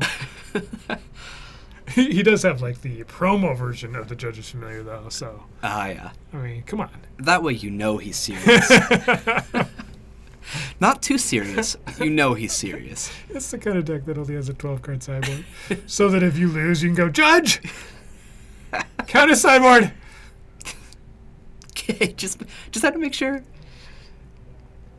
You can actually play with less than 15 now, right? That's the new... Yeah. That's the new Up way. to 15. Yeah. A Yeah, league. and I got some of those oversized cards as the prize. So I have like an oversized, semi-oversized brushland. They're not the really huge ones like that they were playing with. You're right. You're right. Would you like to cut? No, I'd like to shuffle. You thought I was done shuffling? Ha, guess again. Maybe he just has 4 Squadron Hawks in his sideboard, just taking up slots.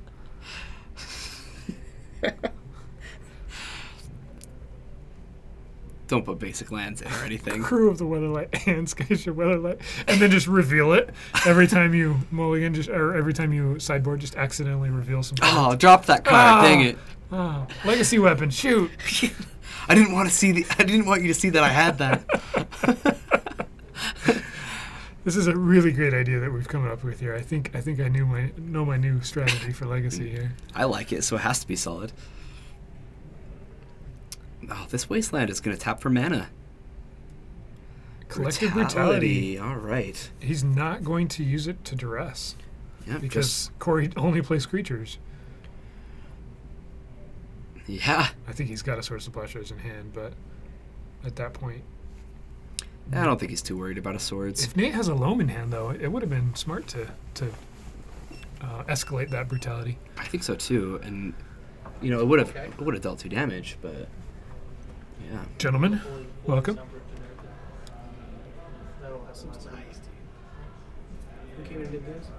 All right, we've got a 3-drop coming down here. It's something. It's a Thalia. It's a The other Thalia, large Thalia. big Thalia, Right. It's when she got bigger. mommy Thalia. No, she just put on some weight from her last time in Innistrad. I kind of want one of those promo, the Steve Argyle Thalia that Corey has there in his graveyard. That's a I own one, and can I just say, it's gorgeous. I actually bought a print of one while in Vegas too. nice. Yeah.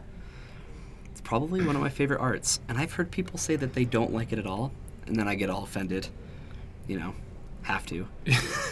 Yeah, so there is something kind of weird about the perspective on the card, Mm-hmm. where the sword is in front of her face, and it would be really, really small because of the way that it's.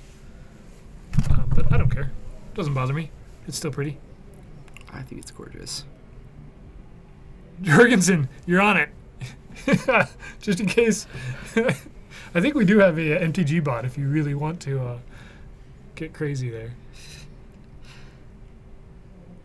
That Dark Confidant came into play tapped. Take that. Eat it. So we've got the new Cavern of Souls right there. Mm-hmm. Probably naming humans or familiars.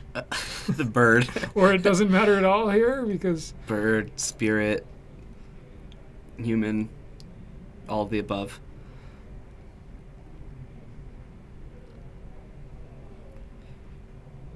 Looks like we're going to see a Judge's Familiar. So this is kind of fun because we saw Agrolome before, right? And now we're seeing it versus a very different... Yeah, you can just do it for us. It's way You better can. way better than... Try spelling familiar while you're typing it in trying to find a deck list because I struggled with that. Whatever, he's probably going to do it on the first try and then just make fun of you. Yeah. Oh, of course. Because when you're not live, it's a lot easier to type things. That's a Stoneforge Mystic. We're going with all of the alternate arts just to make our job difficult. I don't know, that's not an alternate art Thalia. There is a buy a box promo Thalia. Well, Just saying. see, that's the one Sorry. I'm used to, so that's the alternate art for me. There we go. No, I'm talking about the 3-mana Thalia. Yeah, that's what I mean. Oh, okay. That's what I mean. Is Gotcha. I'm used to the buy box one. Oh, are you? No, I don't know. There's a Jitte that's also a promo. So his deck is just Promo blue-white deck. promo. Yes. Yeah. Except for that swords, I'm a little confused about that one. Well, he doesn't have the complete set of Judge promo swords because they're expensive. So, yeah, so here you can see where he could have discarded to escalate Collective Brutality and still had a Bob. There wasn't a familiar out at the time. It would have worked.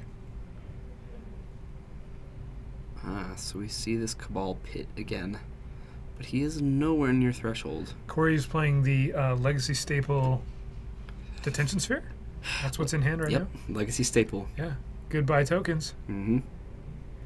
If you have multiple 2020 Indestructibles out, it takes care of all of them. But it can't get Dryad Arbor. Right. Or How much did he can have it? to pay in taxes? He had to pay one.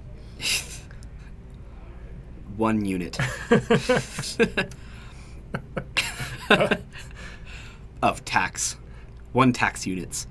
All right. See, and I think even if you're assuming that Corey's got just creatures in hand, I think you still escalate there just for information. I agree. You know, there aren't very many cards that you would have hit, but maybe he didn't see Swords of Plowshares game 1 or 2. And all he saw was creatures. So, Familiar makes him pay 1 more.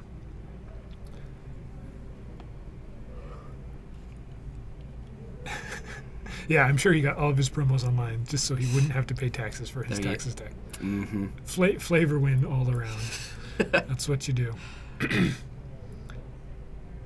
And people are going to rewatch this and be like, what are they talking about? Because if they don't have the chat out, right? Yeah. It won't make any sense.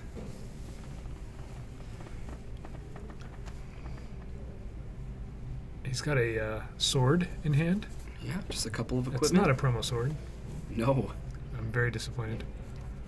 He gets to equip his promo sword and attack. And Nate goes, ow, got me. And he kills his Dryad Arbor. What a mean thing to do. That Dryad Arbor wasn't hurting anybody. What a He jerk. was just being a forest.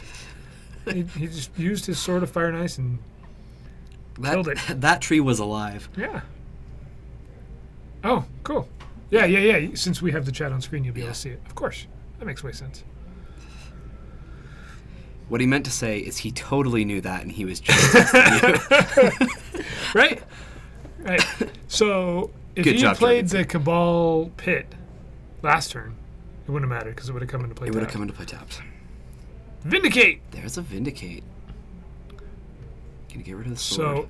So, his Skyship Weatherlight took out the Skyship Predator and, as a after effect, destroyed his sword of fire and ice. Yes? Please do quote that way. It makes way sense. I said it and I just hoped nobody was going to listen, but of course that didn't happen. Yeah, it makes way sense. That's a thing now. It makes more sense than no sense. We gotta read this card. We do. Cabal Pit. I know I did. We can pull it up again if you guys want. This is the one where he can tap for black to take a damage, and then he can pay a black and tap it to give a creature -2/-2, which is not Which is super as effective against the 2020. I was actually going to say exactly opposite, Oh. which just totally wrecks Merit Lage. It did buy him a turn, I guess. But Ooh, and here's a rest in peace. so Corey is not going to get his sort of fire and ice No. back. He wasn't going to, but Vintage Dredge He's never Superstar. going to. It's moved up from vintage like staple to superstar. Superstar. Oh no, we have a quote. I think that's the first quote. Great. That Thank makes you, way sense. Jorgensen, for having that be our one and only quote. I hope that I don't say anything else ever again, because I'm just going to get quoted to death. Well, that makes way sense. I figured out a Twitch thing. Well done. I guess. Yeah, I'm always worried that I'm just going to end up typing things with these exclamation points, and it's not going to do anything, and everybody's going to make fun of me. All right. We've got a creature. It's a Knight of the Reliquary with a... Oh, the Rest in Peace died to a Golgari Charm. That's kind of a thing. I was going to say... Probably pretty necessary. Yeah, I and was going to... Sorry. Go yeah, ahead. and the Golgari Charm's -1/-1 ability is not very relevant, No. and nor is the Regenerate. So But that Knight was not going to do very much otherwise, right? no. So... Yeah, stuck being a 2/2, 3-mana 2/2, not great in Legacy as it turns out. Yeah, Jete comes down. Oh, Jete kills. Yeah, and That's gonna and wrap Nate it up. scoops it up. So Corey takes that with his blue-white Judges deck. Judges taxes, Ooh, Judge tax, taxes with judges, Judges and taxing. etc. Don't play things because he's got 1-drops. Takes you a million turns to get your fetch lands to be profitable. It makes way sense, is what it does. It does make way sense.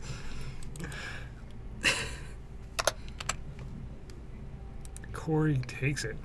We can see some threads of disloyalty there. Supreme Verdicts came in, and a Rest in Peace. Back to basics. In case you guys wanted to know, he doesn't have the Weatherlight crew in his sideboard. At least I don't see it. Yeah, Thalia 2 is really... Thalia 2. We're calling it Thalia 2.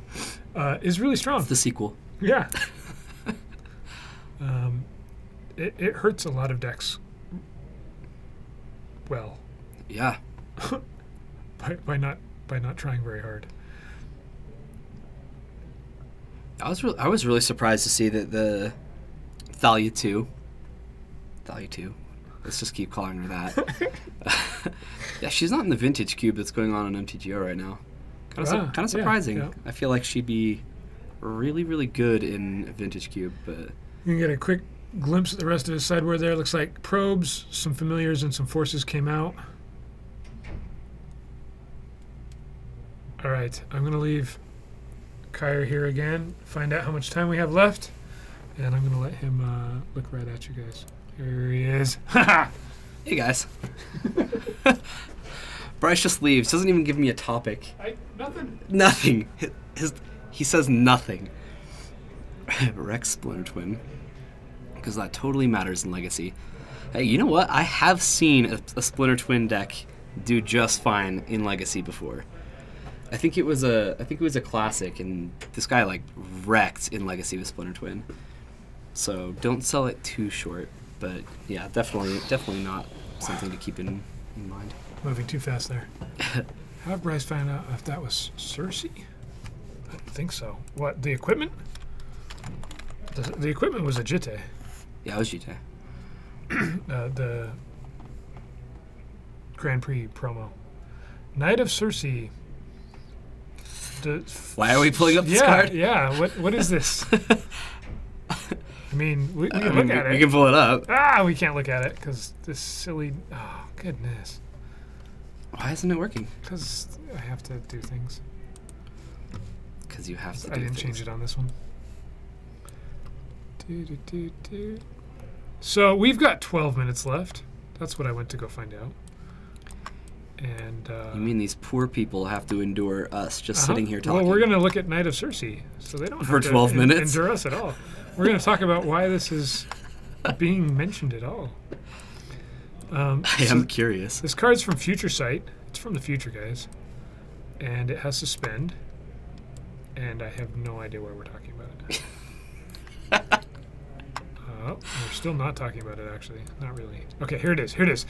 Knight of Cersei. Why? Yeah, what? What's the significance He of had this? a Future Sight border in Bird and Taxes. Oh, I saw a taxing probe in his... What would be a Future Sight border? Processing. I don't know. I'll ask. You I'll ask still have later. that MTG top 8 up? Look at a couple of those. Okay, here we go. It's... Try this one. We're going to look at things, and you guys can pretend... Nope, it's not that one. It may have been Mind Sensor. That makes sense. There's a Manrique. It's not this. None of these are it. No, these are all just normal Death and Taxes lists. But we searched Judge's Familiar. All right, you even spelled it right. What's the other... Mausoleum. How do you spell mausoleum? Goodness. I don't know. Just search Wanderer. Ah! We're messing up everything. Go away. Help. Go away. Haha. Sorry, looking at sites. There we go. Mausoleum Wanderer. Here we go. There we go.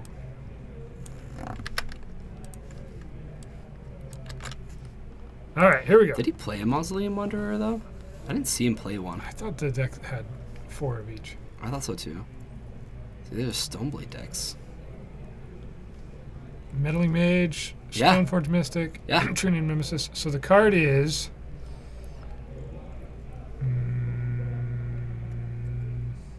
Nothing. Nothing from Future Sight.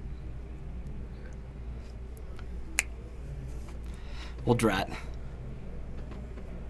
I mean, unless he had something in there that we don't know about, but off of this list, there's nothing. So we went searching for this thing, and no. Facebook, no, we weren't on. Are we on Facebook Live? Yes. If that's your question. I have no idea if that was your question or not. Yes, we're simultaneously streaming through Twitch, Facebook, and on YouTube, I believe. Yeah, all 3. Which, if you want to have all 3 open at the same time, I don't know why you'd want to do that, but you could. Or you could, like, go to check Facebook when you get bored of us talking and see us live, so that it'll remind you to stop looking at Facebook. Yeah, now that Bryce brings it up, please don't pull us up on all 3.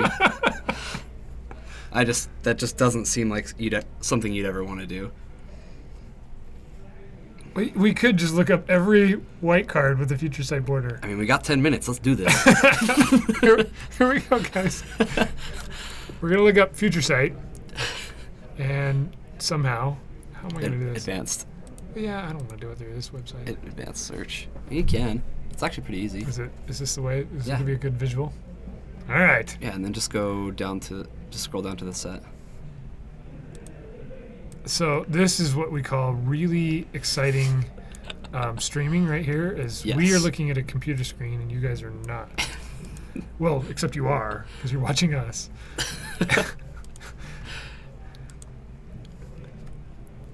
Just to use more bandwidth. That's why we do it. Yeah, that's it. Yep. No other reason. We're not trying to be more convenient. Augur Ilvec, probably not. Oh, it could have been an Aven Mind Sensor. Yeah, somebody already said that though. No, That probably makes is. way too much sense. That makes way too much sense. There's no way it could be an Right? Aven Mind Sensor. Blade of the Sixth Pride, probably not. Probably I'm not. gonna guess no. Bound in Silence, no, probably not a expensive pacifism. But that Rebel Aura though. Daybreak Coronet, Guessing no. probably not. Keep going, still going. This is. There's 4 whole pages. I think last week when we had a commentary on all of the different masterpieces was a much better use of our time. I agree. If you guys just want to go back and look at the old stream, that's probably a better. Probably better downside. An Imperial Mask. It's really small. Bound in Silence. If it's not a token, each of your teammates put a token. Does you see? Yeah, probably. Yeah, no. Probably not. Mm-mm. I mean, it's a. What's the card from Mirage that protects you like that? I don't know. And we've got other people in chat now looking up cards. Let's see what's in Future Sight. Knight of the Cersei, which kind of sounds like something out of Game of Thrones. Now that I think about it. The Lumith Thread Field. Creatures you control get +0/+1. Morph It enchantment. can morph though. Come on. How about a Lymph Sliver? Oh, Magus of the Moat. That's not a Future Sight frame. We're not even gonna look at it. Dang it. That actually, no, you just play Moat. I'm just gonna skip over all of these. All of these awful cards that. A Patrician Scorn. Is that what somebody just mentioned? Legacy playable. So this is a 4-mana instant, but if you had played another white spell this turn, you can play it without paying its mana cost, and you destroy all enchantments. Yeah. That sounds like a thing. If you need to really destroy all of the enchantments, you could play that for free. Yeah, I would bet on that card. No. Well, I mean, if he had a Future Sight white card that was a common, Yeah. that's probably the one. Hmm? Yeah. It's 17 cents, guys. You can go quickly buy them today. You saw it here, or didn't see it here because I didn't see it. And let's see if we got anybody sitting down yet here. Not quite. We got a skewed table is what we got. I am gonna go. All right. fix Let us know that. how much time we have left. Sure. Looking up white cards with Future Sight frames. I think we just lost all of the viewers. Oh. Hey, that was interesting. Hello, sir. How's it going? We're killing time here in between rounds. You're killing is what time? we're doing, yeah. Well, Pat's not in a gray Paragon shirt the wrong way today. or the right way? That's There's I two didn't rounds. see There's whether- 2 rounds left. Tilt up the red. How much time is left? I think like 7 minutes, We're guessing. something like that. 4. Ooh, even better. 4 minutes left. What's up, man? How are you? Good.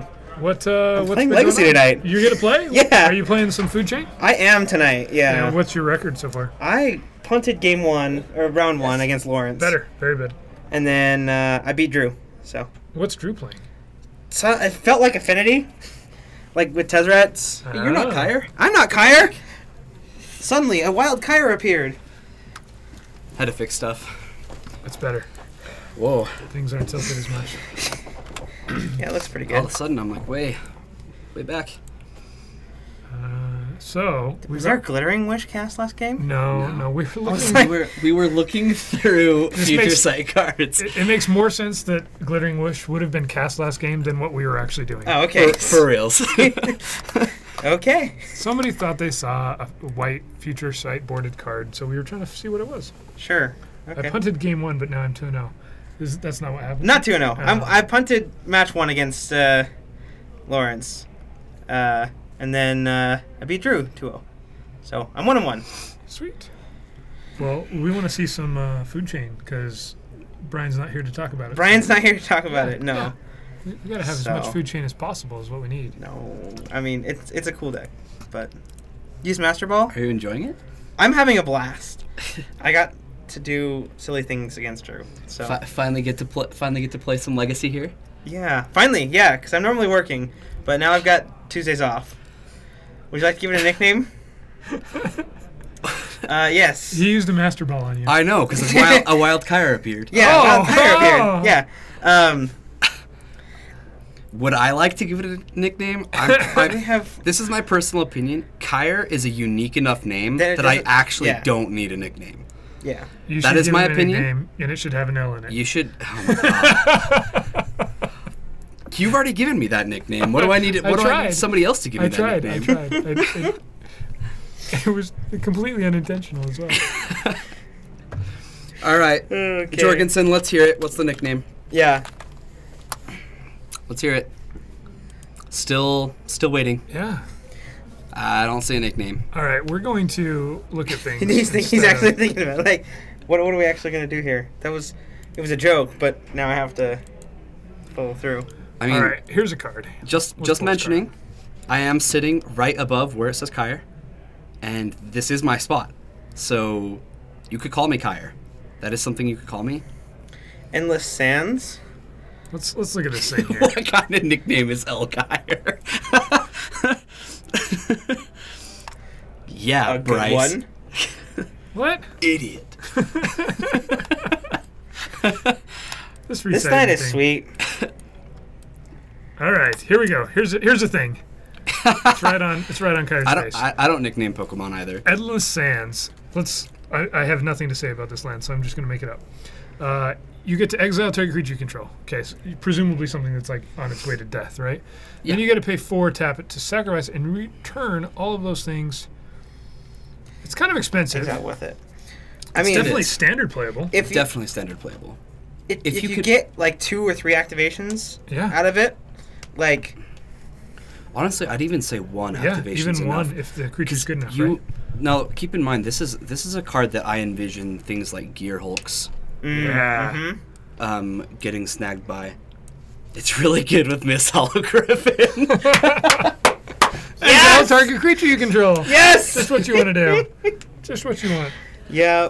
Oh man, it's really good with this holograph. And there's a standard one. It's the other piece. Scourge. The Eternal Scourge. So I think the thing I like the most about this is a Noah Bradley, right?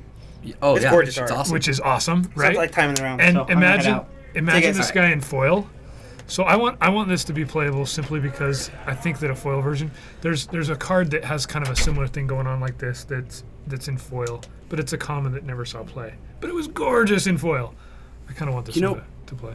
I would love to see this card be played, and yes, I do think it is really pretty. But how? I'm just wondering about how these cards are going to see play because Standard doesn't really have a lot of room for colorless lands at the moment, and they've printed. This is the second one that they printed. That's actually quite playable, and has, has a use. So can Standard actually afford playing these colorless lands? I have no idea. And I don't know. It's I don't wow, know. we're changing things live. That's great. That's brilliant. Good job, me. All right, so I think we've got time in the round, so we should have just a couple more minutes left. Another thing that I think is interesting is from the spoilers I've seen so far, it seems like the graveyard matters still, right? Yes. But there's a lot of graveyard hate suddenly. Yes, there is. Like finally, they figured out, Standard requires some sideboard options to take out some of this, all of this stuff we've been doing, Grim Flaring and other things. Yeah, Delirium not only got worse with the last couple banning or through the bannings, it just hasn't been good, and people keep thinking it's going to get better, and Now it's getting hated. now it actually has hate. You're just not going to be able to play it. They're just desserts. Nope. They can endlessly get their desserts, not just no. And I think Endless Sands has to be my favorite dessert so far. It is a desert, which means those camels can have protection from it, right?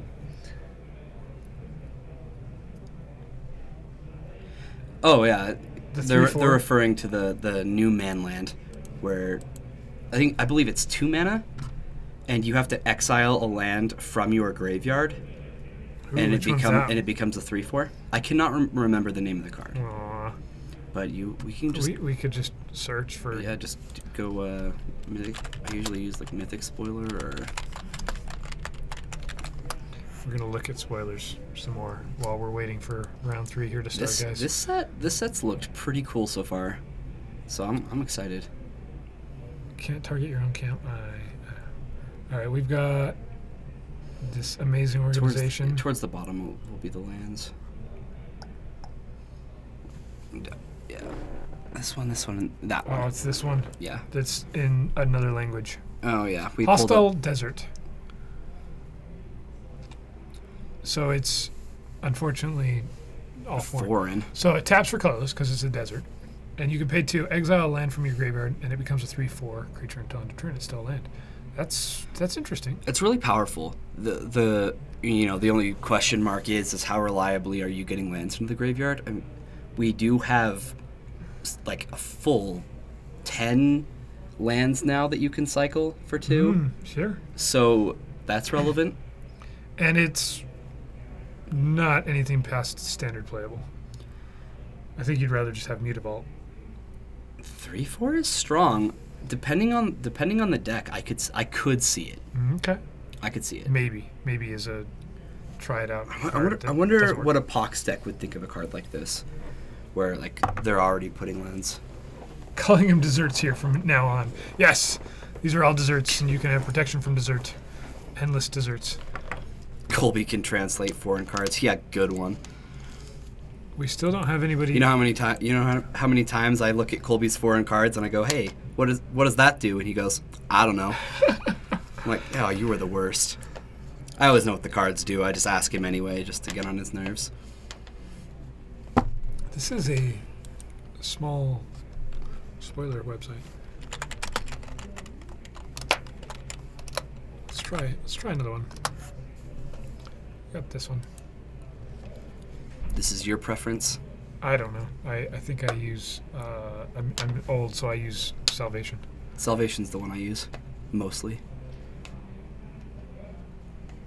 Looks like we have 3 new cards from when Endless Sands was spoiled. Consigned to Oblivion.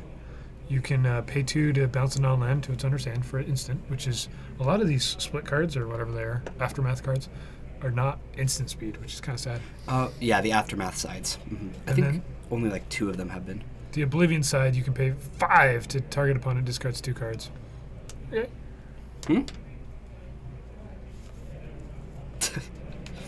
He doesn't know what his foreign cards do either. I mean, let's be real. So, did you see that Elish Norn is getting a new Judge printing? No. Yeah. So there's a new Gaddock Teague with new art. It's very pretty. I have not seen it. And the Phyrexian language. Well, click on that thing. I want to. You've never seen the. I've seen the Phyrexian one. Oh. Is this the second Phyrexian one they're doing? So it's a total reprint. They're using the exact same card there's no little hollow foil stamp at the bottom. Okay. So it's the exact same printing of the Judge foil. It's just a re-release, kind of like what they did with. Okay. What did they do that with? Force of Will or something, right? They re-released it. And then here's the Gaddock Teague. Let's see if we can pull this up for everybody if you haven't seen it.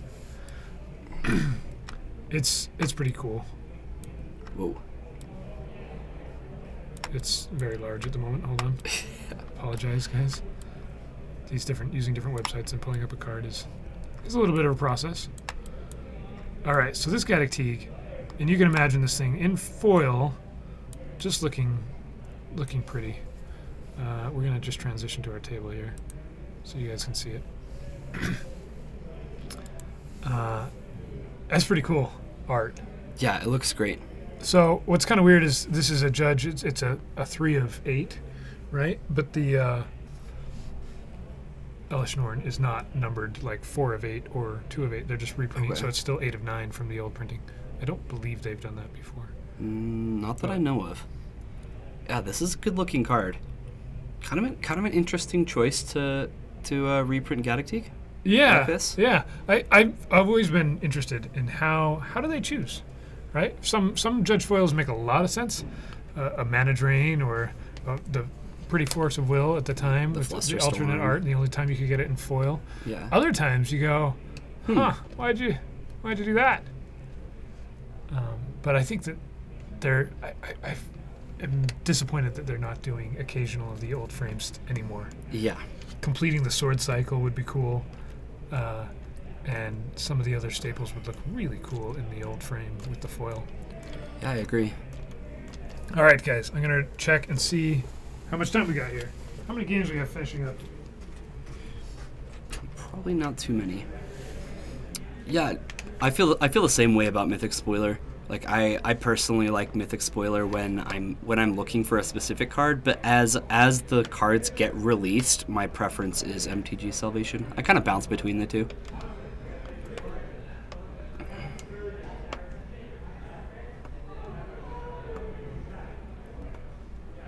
Is the unimpressed Storm player? I don't know. He's got a smile on his face, like he doesn't care. Like he's okay with what's going on. All right, these guys are sitting down, as you can see. Let's get rid of this judge. So we're gonna have Corey again, moving from table 2 to table 1. He's on the caps lock. Corey's on the blue-white taxes spirits with a question mark. Taxes. We're gonna have versus Paul, and Paul is playing lands. He says he wants it to be called Eternal Gardens. I'm gonna call it lands. I'll tell you what he wants it to be called, but here we go, guys. Round 3. I'm not sure who we have. I think we have Zach on our backup match, Okay. who we saw briefly, and I'm not sure who he's playing. We can take a peek, see if we can get an idea of it while we're shuffling. Finally, round 3 here. Teague does stop Tendrils. No, Teague is. I was playing. Let's see, the Dead Guy Ale deck that was Hoogland's. Yeah. He had a 2 of Gaddock Teague, so he was splashing green just for Teague out of the sideboard. Yeah, it's really strong. Can Storm actually beat Galactique? Not really. Not well, not easily. They can't duress it, You and that's can- like usually how they Right. try to interact with their opponent. You can attempt to Thoughtseize it out, maybe if you're playing Thoughtseize, or you Most can of them therapy it don't. out. You can therapy it out. Yeah, there's some play. And I That's guess true. you could grape shot it out if you're playing that. That's it. Yeah, it's not good for them. I think Teague looks pretty good.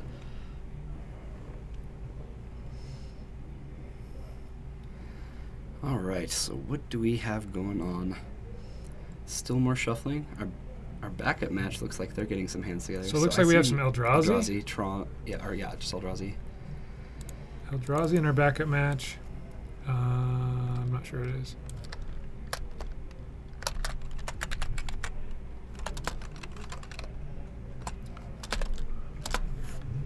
And a Delver. Delver? He's just gonna show it. I'll just put my Delver. He's got his hand sort of revealed there. Whoops. Sort of revealed. Absolutely revealed. So that's Nate on the blue-red Delver, right? That we saw. Or not Nate, Zach. Zach. The Delver. The Delver. Okay, here we go. We're gonna roll some dice.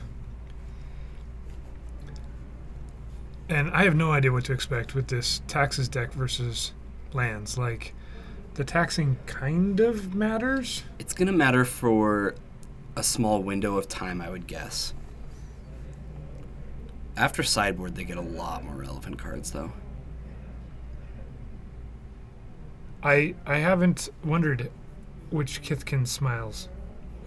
That's never been something that I've really Not something I really think really about. worried about, actually. All we think about is why we haven't seen more Kithkin.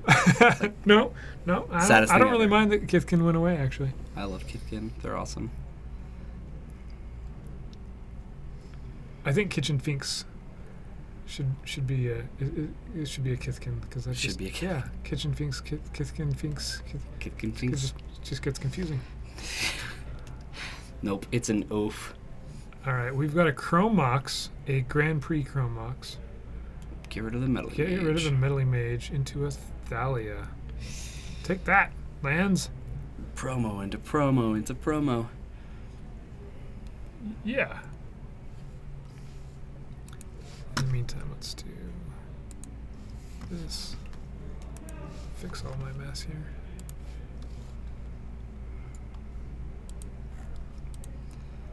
Yeah, so this is definitely what he was wanting to do against lands. No, he doesn't get to cast Loam. He even has to pay 1 to Mox Diamond. Right. That's a thing. It's not going to be easy for him to overcome. And now that we see a True Name Nemesis, this is going to put a very, very serious clock on him. Yeah. That's a pretty awesome start.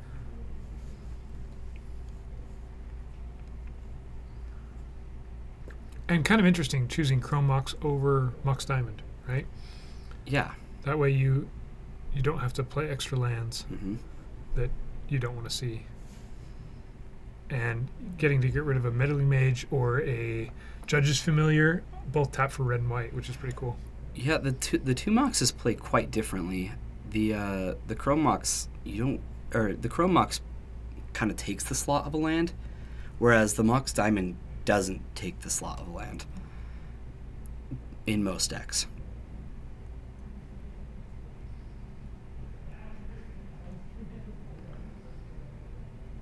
That's not very well. They're not hobbits.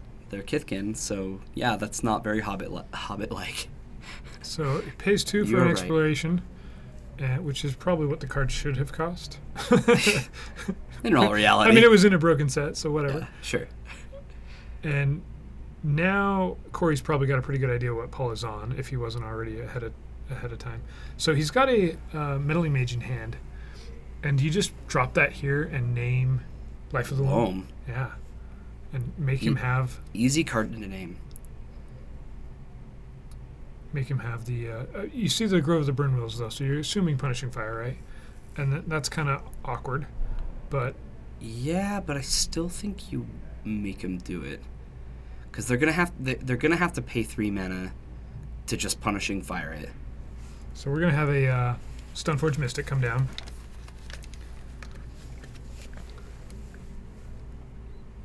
And go get a sword. I thought I'd try and find out if he does play Meddling Mage, what happens here. Thinking ahead.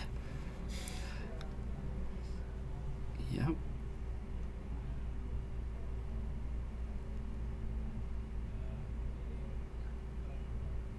So he chooses to go Punishing Fire Interesting. instead of Loam.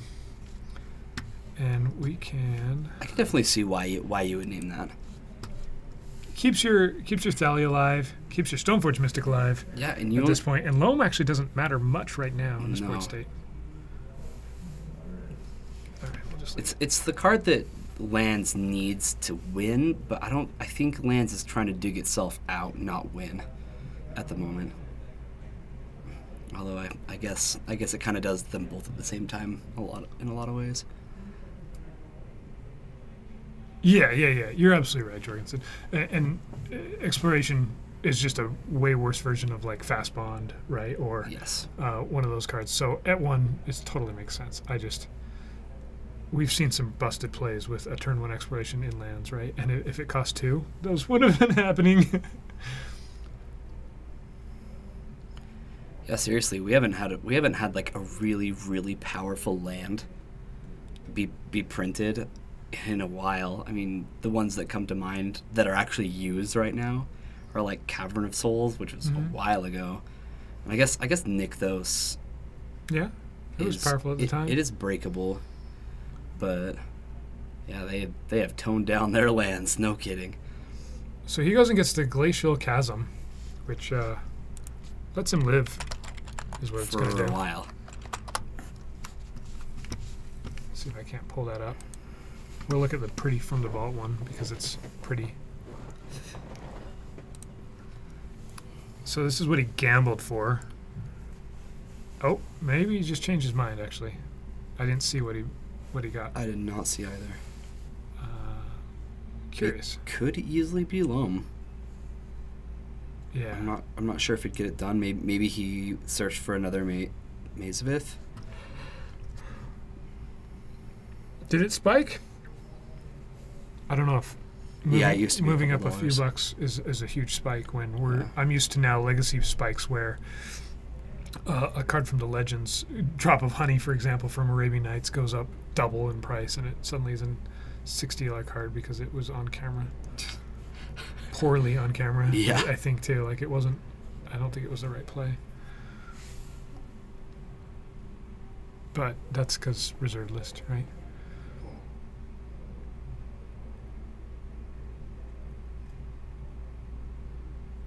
Yeah, Nykthos was. I think Kyer was saying Nykthos was kind of broken in standard, right? Yeah. I'm just trying to think of like lands that Wizards has actually printed in the last, I don't know, 5-6 years that Thespian Stage is what even made this compare to some of the old happen, right? lands. Here comes a sword. And equip the sword to a true name.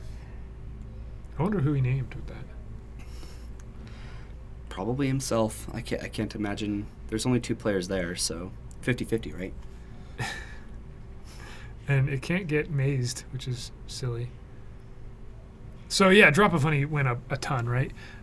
And sadly, it might not come back down because it is a reserved list card. Yeah, Some of these they prices stay, even though it would have dropped otherwise. Yeah, they tend to just stay up there. 645%. Let's buy them now. Was it only $1? Seriously, it must have been. We're like looking at these ones right now. They're like $13.50 for the lightly played realms from the vault realms. It's like very affordable. Yeah. All right, so here we've got this Glacial Chasm that he didn't even go get. Oh, I just realized who are watching. Yeah, see that Taiga on the board? That's mine. Sweet. Yeah. He's borrowing a Just land realized. deck or just the No, Taiga? just the Taiga. Oh, that's awesome. Yeah, he asked like 5 people before the event. He's like, "Do you have who has a Taiga?" And I was like, "Oh, I actually do." The And one person not playing. Yeah, and I'm like, "Hey, and guess what? I don't need it." So Corey takes that one down with a very quick start. Yeah. Quicker than I would have expected with this Taxes Stoneblade. It's really not Taxes. I guess it's more of a Stoneblade deck than... I mean, when we looked them up online, they were called Stoneblade. The Ice Age Just version? blue. Wasn't it Blue-white Stoneblade. Alliances? Was it a Ice Age card? I believe it was Ice Age. I don't know. I thought it was Alliances. Ice Age. I'm wrong. There. You can tell because the art is just literally just ice. It's a Oh, yeah, glacier. they're still super cheap. You can get them for like $5, $4. That's cheap in Legacy. Maybe people have. In our other match, are we already done? It looks like we're already done. People are de-cyborging and showing things. So Eldrazi or Delver won quickly, is what happened. Either Eldrazi found its chalices, or Delver did what it did just wrecked it. and just won. Yeah, Price of Progress versus Eldrazi. That's kind of mean, right? Mm-hmm. Take a bunch. A lot. Oh, and your Ancient Tombing as well. Okay, Oh, that's fun.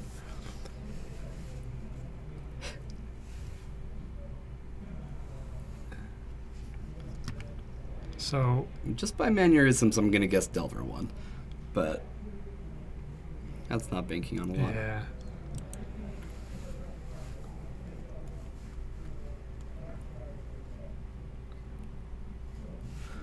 So this card is. Let's do it this way. I won't be able to pull it up quickly.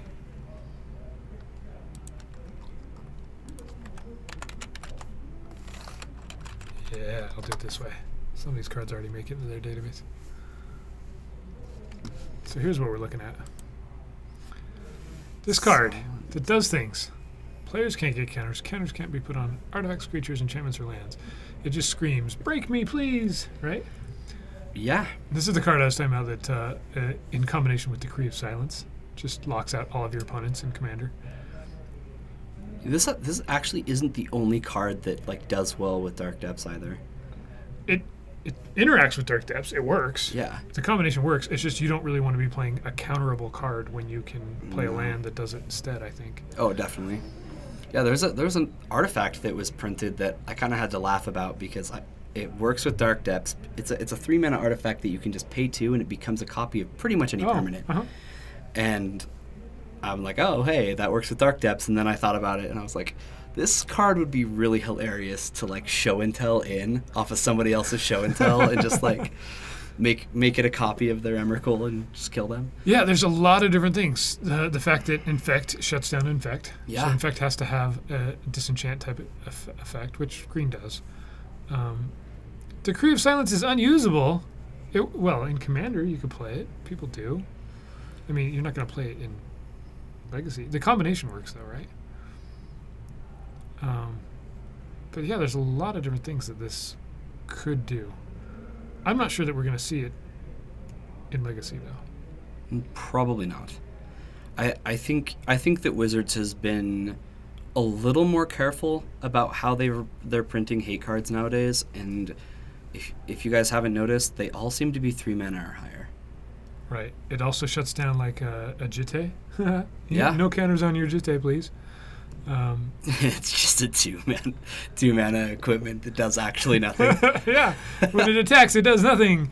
When yeah, people will definitely try it out in Legacy. I'm not sure that it's going to stick around. I mean, we have fast mana decks that can pump this out very quickly. It just depends on what this is. Yeah. This will work with. And if Infect becomes a Legacy deck again, right. It's around every now and then. I see somebody playing Infect with Berserk, right? But very rarely. It's not something you're necessarily sideboarding directly for. Yeah. And I'm sure there's other scenarios where counters matter. Part of me wishes that this also named Planeswalker. Can you? Does this work with Time Vault? Oops, here we go. If the Gatherer ruling of Time Vault.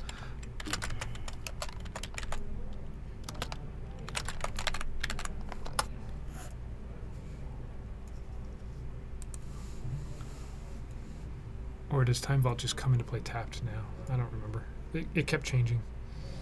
It just enters tapped now. Yeah.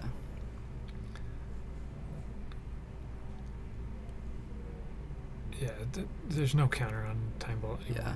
What's the old? It didn't have a counter because it was a beta.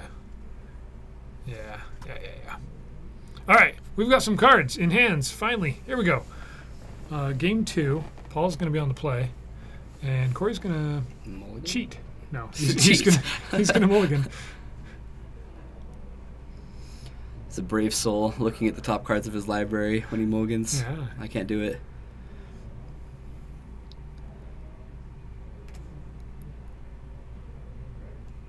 Yeah, Time Vault. There's something that gets counters on it that's like Time Vault, right? There's a card. Ooh, yeah, Communal Upkeep puts counters on cards now. It didn't when it was first printed. You just had to remember. Alright, we see another Chrome Mox, a Thalia. It looks like a very similar hand. And he says, yep, I'll keep that. So he can go turn 1 Thalia again into a Jitte if he wants to get rid of his True Name Nemesis. Or he could go turn 2 True Name, which is also pretty sweet.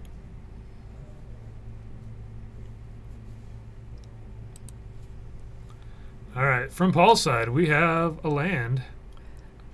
Surprise. Yeah. Yes, so Solemnity. I've only read the card.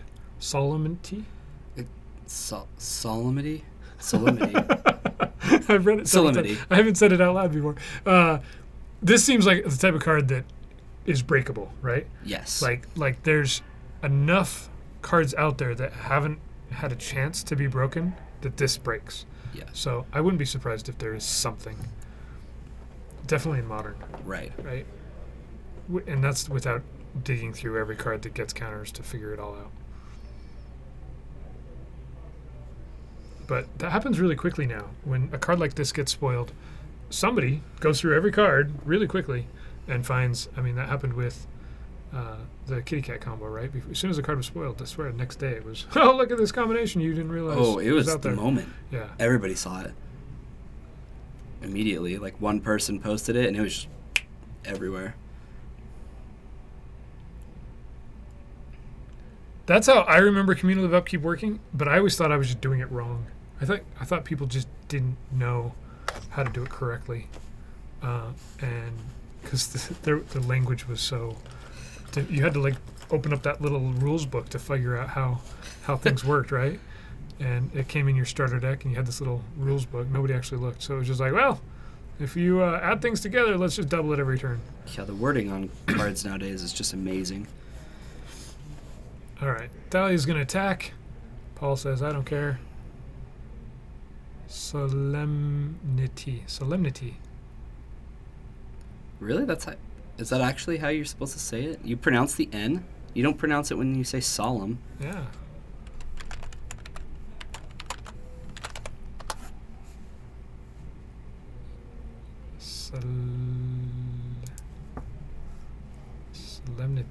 Solemnity.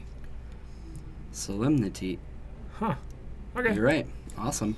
Interesting. We'll go with that. I'm going to butcher it every time. If it ever gets played, I'm just going to say different pronunciations every time it comes down. So Meddling Mage, I'm not going to hear it.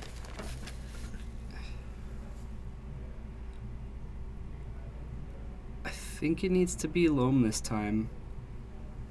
I didn't hear it, guys. I'm sorry. Although this game looks like it could be well over. He's got a True Name Nemesis, which can't block a flyer. And it has trample. And that was a very, very fast game, too. Take 20. Yeah. He's at -1. All right. That's what lands can do. It can. We're over here distracted with Solemnity. Kront, you got me there. You got me there. Fair enough.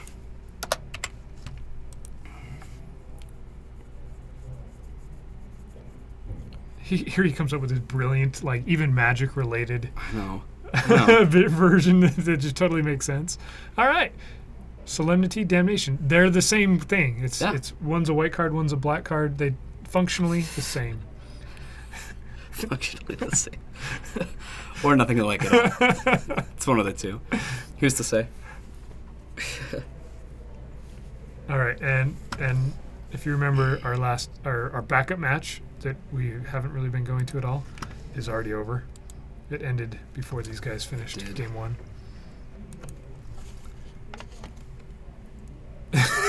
There you go. That's what I think. Here's this sideboard card, and to make them combo easier. the S is silent. Yeah, it's Olemnity. That makes sense. Olemnity. I'm not sure that makes sense. It doesn't make sense. I always say Illinois. I don't. I always think of the word annoyed whenever anybody brings that up, right? And they start saying Illinois in different words, and then it just is annoying. Ill-annoyed. Annoy. Are people from that state just easier to be annoyed or less? Is it nothing? Nothing. I actually don't know anybody from that state. All right, game 3. Epic. Quick games. Yeah, really fast. Maybe we'll have to get somebody else on camera here and make somebody move over if this one goes quickly as well. Chromox definitely speeds up. So does Corey. Corey's got a rest in peace. He does. That's pretty sweet. Illinois. Yeah, that's what I said.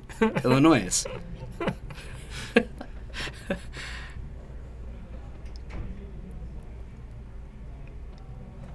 It's their state motto. I love it.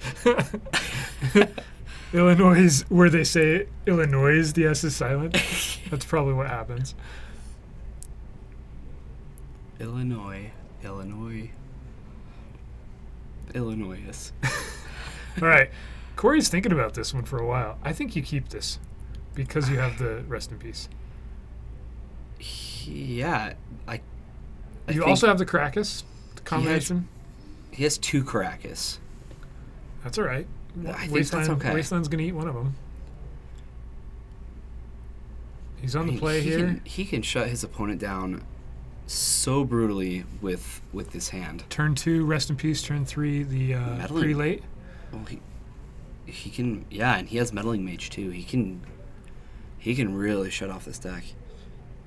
I don't think he's got a turn 1. I don't think he's got a Chrome Mox or anything. He does have a Chrome Mox. Oh, does he? In Yeah. hand? Ooh. So then he's got to choose what to yeah, get rid he of, right? he has to decide if he wants to get rid of the meddling mage or if he wants to get rid of the prelate.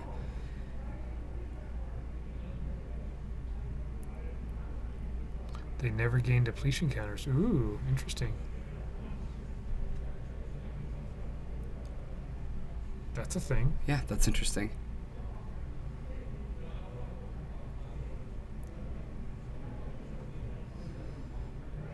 Yeah, prelate on 2 is almost game. No punishing fire, no life from Loam. loam. And so then you don't even really need the rest in peace, huh? But he can still combo, right? If he's got one of the pieces in hand, you can still crop rotate. It doesn't shut it down entirely. No, but he has to natural draw into it or like gamble into it. I mean, maybe that's incentive. So do you get rid of rest in peace here for the Mox? He's gonna get rid of Sanctum Prelate. Yeah. Honestly, I don't know that there's any one. I missed it again. I'm sorry. I didn't expect him to play that one. What does he name? Because he's gonna try to shut down graveyards. Yeah, interesting that he got rid of the prelate. Oh, this rest in peace is gonna look really, really good. Yeah, if If he doesn't loam here, he's gonna go triple Mox Diamond even if he loam, and gambles for a loam. So if the loam ends up in the graveyard, if the loam ends up in the graveyard, then Paul may as well have just discarded his hand, and that's it. and you don't have to reveal it to gamble. He does. He shows us. Yeah, he shows us. That's nice of him. Yeah.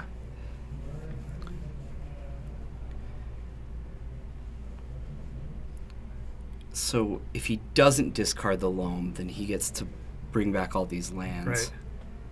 This is where gamble is an interesting card. He's got a 50-50 chance here of winning the game. Now, still though, what did he name off of the meddling mage? He must have named. Oh, he must have named Punishing Fire. Yeah. Right? Yep. So he gets all those back. Loam's still going to be in the graveyard here, though. Yeah. So he does. But he has. Yeah. He has Dark Depths and Thespian Stage. And he can do it next turn. And he gets to play one of them. But Corey's got a Caracas in hand, right? So if Yes. you are able to play Rest in Peace and play Caracas, I think you're all right. And attack for 2. Take 2. Yeah, he really had a good hand against this deck. And not to mention, this was a. Is that a Crozen Grip? It is a Crossing Grip, but keep in mind this Rest in Peace just came off the top. Oh, does he have another one? He does. Ah.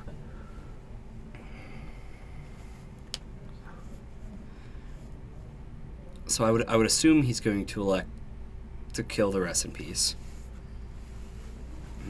Maybe. And that's just a timing thing here, right? You can wait to do it.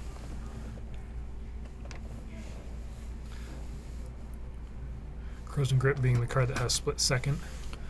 Yep. So, ooh, interesting. Hit the Chrome Mox.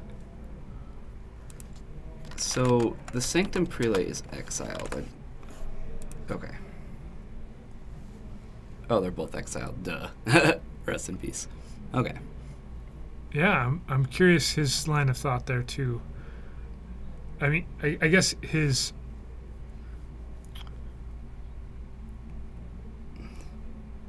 his life of the loam is already exiled, right? So by exiling the rest in peace at this point, or getting rid of it with Crows and Grip, doesn't matter in the immediate sense.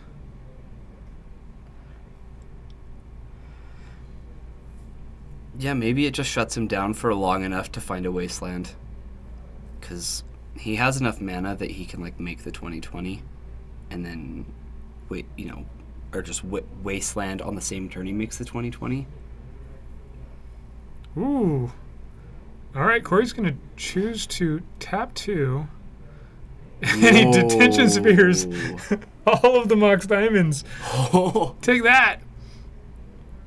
got him. And now this Croson Grip looks a little silly, right? Well, I mean, he- you weren't expecting that. Yeah, he couldn't have known. Well, and you'd have to discard cards to the Mox Diamonds, right? If they came back into play. Yeah. That's how that would work, right? So at this point, Paul's looking for a wasteland for the Caracas. Yeah, you'd have to discard cards to Mox Diamond to. Otherwise, you just discard it.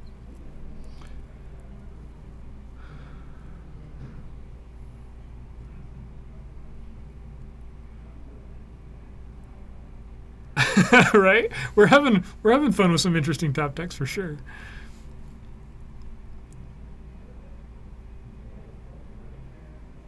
Let's put out another rest in peace, just to be safe. Just in case.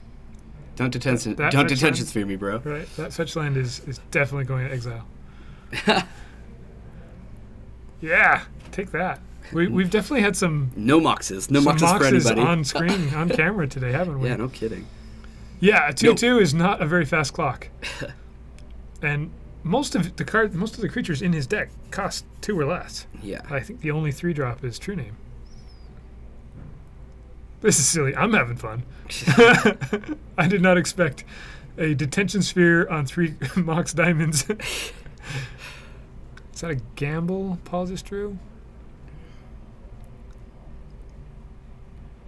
Nope, it's a Ghost Quarter.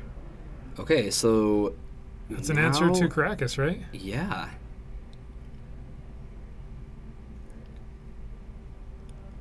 But he doesn't have his second Caracas in hand anymore. He's got a blocker. He can block a flyer. All right, Paul goes down to 11.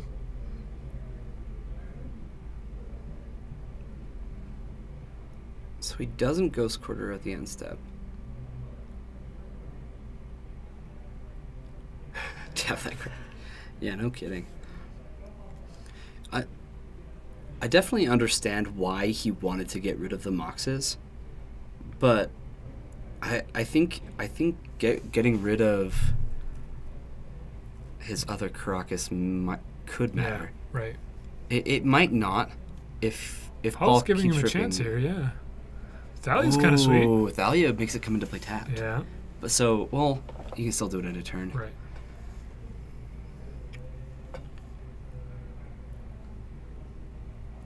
Yeah, you wanna leave mana open for a blocker at this point, right? Yeah. But it's not gonna be enough. Yeah, it's not really a castable card.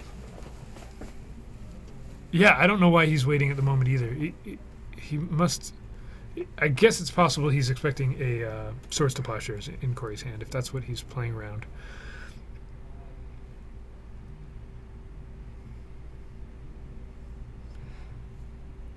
Yeah, I'm not sure he really has the luxury to play around it though. I mean, He could have Ghost Quartered at the end of Corey's turn, though, 2 Right. turns ago. And he doesn't need to do it all in one turn. And then he'd be set up for right here to do it. There you go. You got to protect that Mirror Lage. Bounce it back to your hand. That's a great idea. I like where your head's at. And we still don't know what.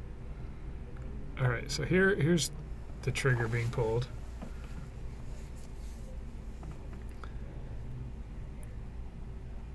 He gets to get a basic.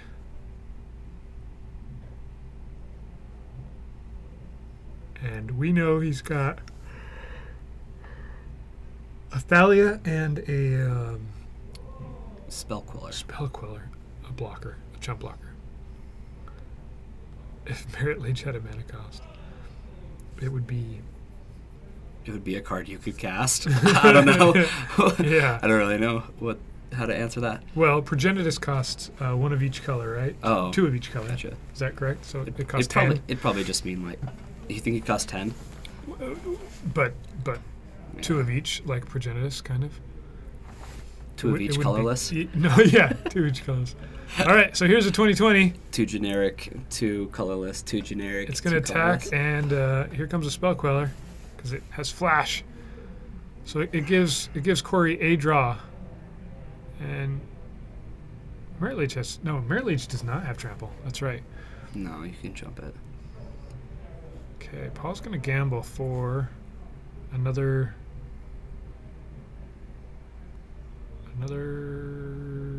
Dark Depths? That's my guess.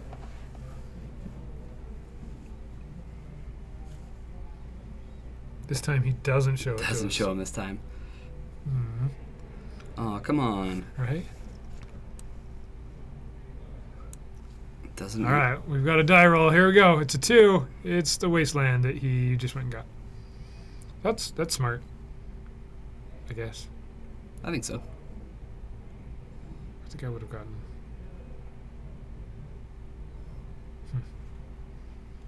All right, here's the draw. What's going to be... Corey's going to slightly slow roll it and see a... Swords to Plowshares. Paul's going to gain some life. I think that's what's going to happen here. I think he's going to gain a lot.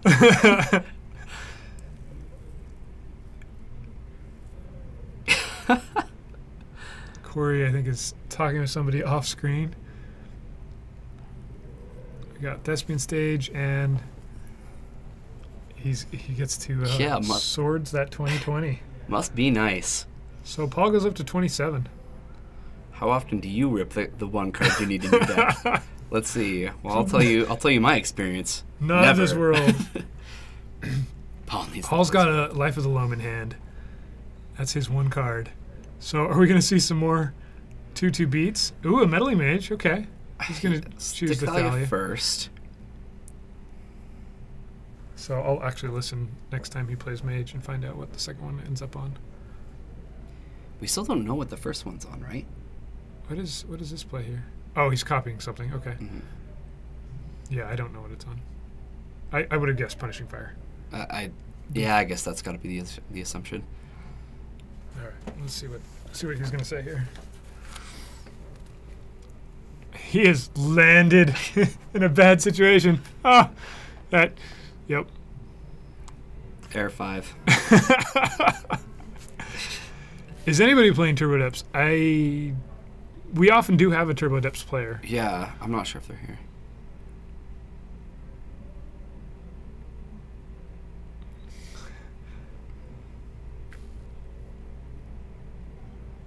He said it very quietly. What do you name at this point?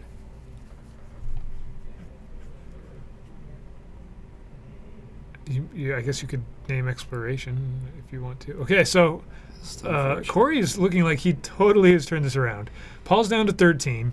Stoneforge is going to get... Corey is just Rakdos intolerant. No, that only works if you're playing against a Bant player. That's the only time it works. I know he has Batterskull in hand already, so this is actually like a really good draw for him. Right, and gaining a little bit of life makes a difference for sure, right? Any amount of life makes it so you can take a hit. It's very gamble. relevant. Okay, yeah, that makes sense. Yeah, that does make sense. Gamble is not nearly as awesome. Keep in mind, though, he's already cast 2 Gamble. Yeah. He's going to port a land. He's not going to port a land. Because it comes into play tap. Take that, port! But he's going to next turn. You'll see. I would name Curse of Merit Lage or Wrath of Merit Lage. Yeah!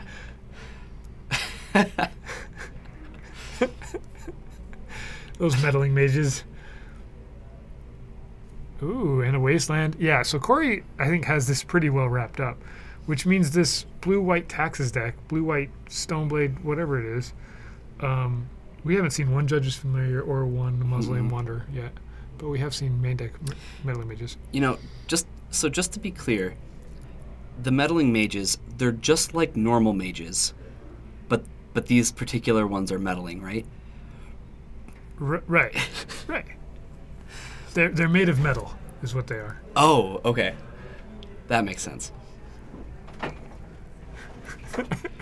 Chad is on one today, aren't they? They're just every pun possible. They're digging for him, throwing them out. I think somebody's over there Googling puns, magic puns.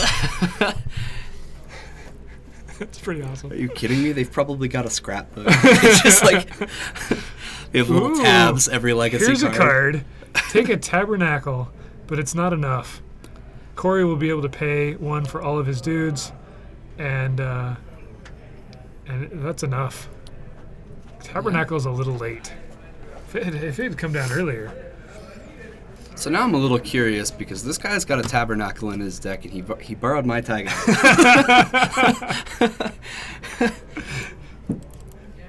Next time, I'm not mad about it. Next time you can say, "Hey, do you have a tabernacle I can borrow?" And he'll be like, "Yeah, I'll owe you a card, right? It's only fair." Yeah, I'll win this over. Oh, thanks. So Corey, we're gonna see Corey again in round 4. will. I'm pretty sure. Yeah. So this deck seems very Stoneforge now that we actually get to see it play out. Absolutely. Very Stoneforge. Absolutely, and it's instead of protecting with counter spells, it's protecting with some 1/1 flyers that counter make you pay one more. Hate bear creatures. Right. Mm-hmm. Yeah, that was an awesome match. So Corey's going over his opening hand here, and kind of, I'm a little surprised he picked the Meddling Mage over the Sanctum Prelate. I am too. After watching how it played out, Yeah. I think Prelate would have been better. He has to borrow basic mountains and bolts. Yeah. Yeah, those are hard to find sometimes. Because you just toss those red cards away. That's why. Yeah, I don't play red. Ever. Occasionally. Taiga is a colorless card. All right, settle down. And Lightning Bolt isn't red. It doesn't count. No, Lightning Bolt's a red card. No, it doesn't count. Because you can play it in any deck. You just splash it. Oh, Right? right. So you can see them working through what maybe would have made more sense, Yeah. choosing that opener. I don't think he had the. Did he have both Caracas in hand? Yes. And then he drew the. Yeah, this is his There's opener. the rest in pieces. What Yeah. he drew. Yep. All right, so I am gonna go check the time and grab me a water. Would you like Yeah. one? No, I'm good. No. Kyler's gonna abandon me this time. Finally, he's gonna There he leave me goes, alone calling with me you. by my nickname again. Did I call you Kyler? That's horrible. I'm such a jerk. Kyler is gonna leave. What's up? What's your status? What's your record? First round I lost 0-2. Huh? Second round I lost 1-0-1. Ooh. Okay. Third round I won 2 Nice. against White Blue Miracles. The Portent Miracles, and you're playing a. You might appreciate those a little bit. I got them for like 6 apiece in Vegas. $6. Yeah. What? The guy said it himself. Sounds great. I was like, okay. These are. Not the best, but not the worst. Yeah, they're What sweet. is going on? These are not bad at all. I guess if you feel like you can't. Seasons, yeah. So, do you want me to show everybody some You cards? can do whatever. So, Travis is just showing me We're some. here. Can you see with the glare? These are. There they are. Seasoned tops. Seasoned tops that he got for a very good price. And that winter one's pretty sweet. Right? The winter's like way above and beyond every one of, or all the others. I might take a look. Yeah, those are cool. As an altar guy, figured you would appreciate it. Yeah. Yeah, Yeah, no kidding. you should see the list of cards I want to do that I don't have time to do. Chris, you're playing a Sultai Delver build, right? Yeah. Are you playing True Name? No. And no Leovold? No. 4 Deathrite, 4 Delver, 4 Tarmogoyf, 1 Tombstalker. Okay. Gotcha. And then Stifle Wasteland, right? So Stifle kind of the old Delver, Sultai Delver list. Yeah, I think Sultai is really interesting in Legacy because you can you can tweak it really easily, right? You can add Hymn to Torox and Liliana the Veil and go controlling. Yep. And you can take out Delver altogether at that point. And you can go with True Name Nemesis and Noble Hierarchs and go much more aggro. Or you can do something kind of mid-range in between. There's just a lot of choices with... Yeah, if you have the lands for a Sultai colored deck, you can play a lot of different strategies. Yeah, with just 85, 90 cards, you can have 3 completely different decks that play very differently. And I guess that could be a metagame type decision. I'm not sure, or it could just be an attitude, like how you feel, what you're in the mood for, type of thing, right?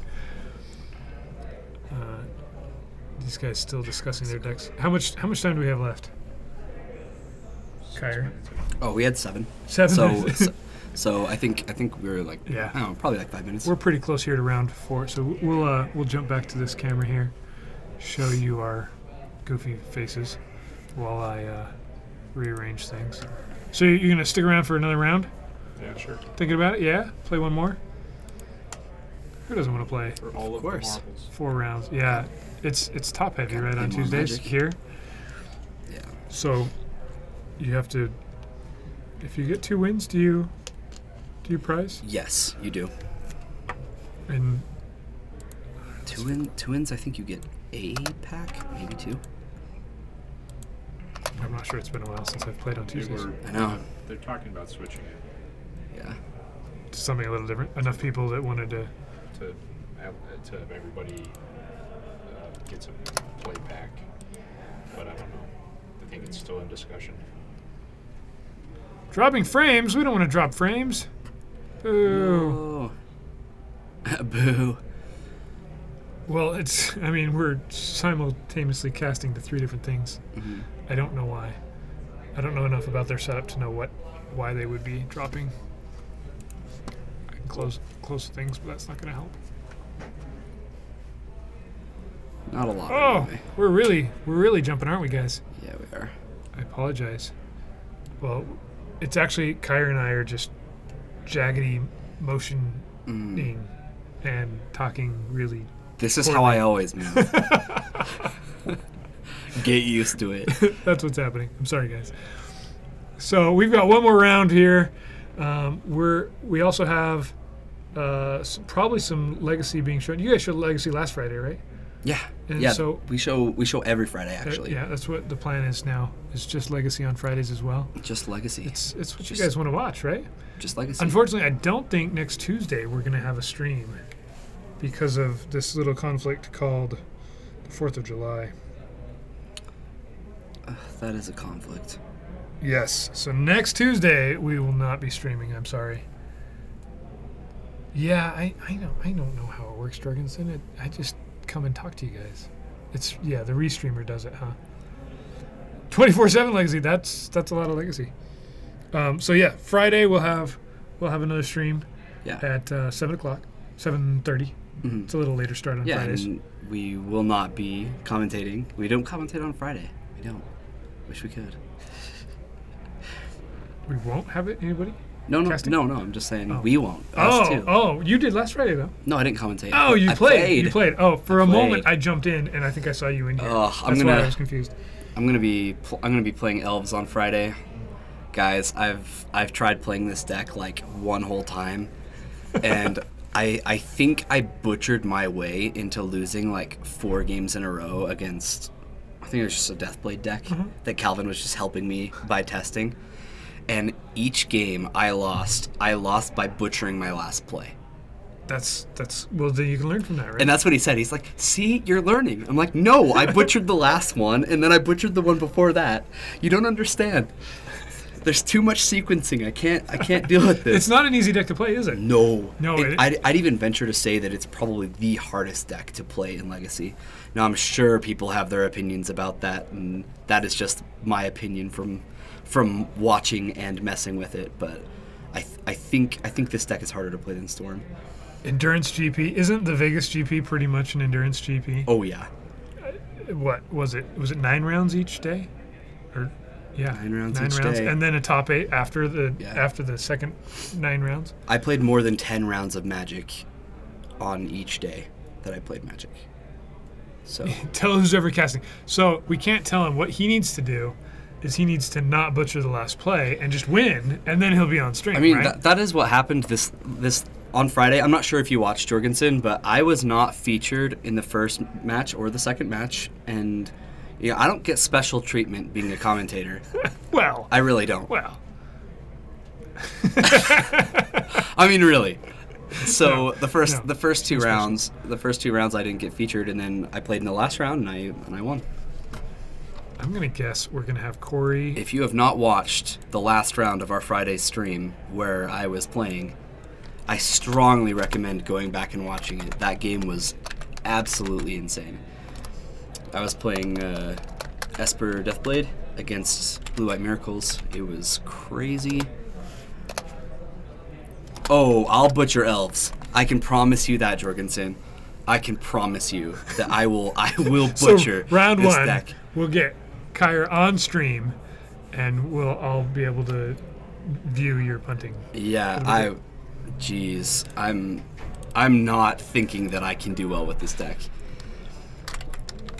I'm gonna guess we have. I'm pretty sure I have this magical ability to make decks like this go from tier 1 to like tier 3.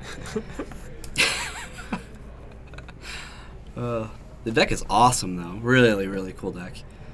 Oh yeah, if you know how to pilot it. And Yes, it's so difficult. Right. There's so many different lines. I was playing and I took a just once again we were just messing around, but I took a line where I had to natural order to go get like a visionary, Yeah. and it actually wound up being correct, and I like was able to go off and win. But that's when I started not giving away matches or giving away games. All right, real quick, I'll go check, see how much time we got. Be fast. You punted round 1 with Painter last Friday. Oh, that feels so bad. Like especially in round 1. And I don't know about you, but I personally like playing on camera. That this way I can go back and I can watch and be critical of myself.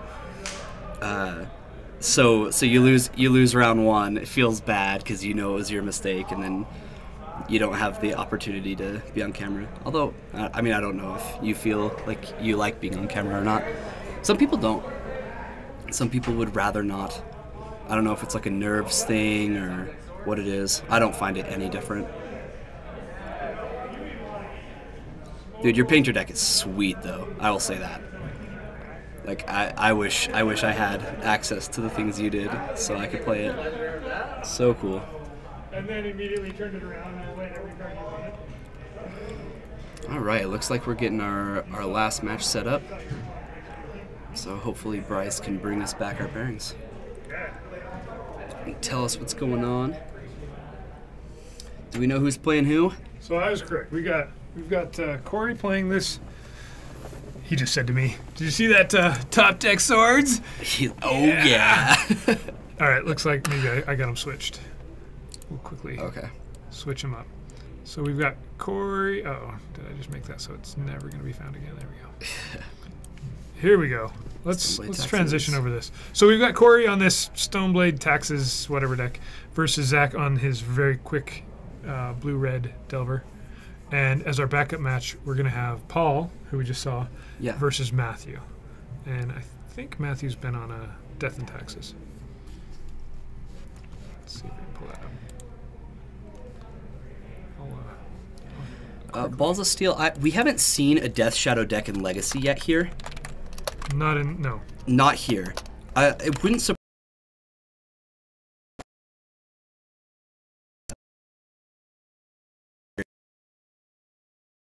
I'm not sure. I'm not sure what I think about it. I think it's a strong strategy. I think it can win. I think maybe the strongest part about it is if you're a modern player and you've been playing Death Shadow and you know it really, really well. It's an easy transition. Yeah, you could do some damage in Legacy with it, as opposed to picking up a Legacy deck cold if you're a modern player and trying to figure that out.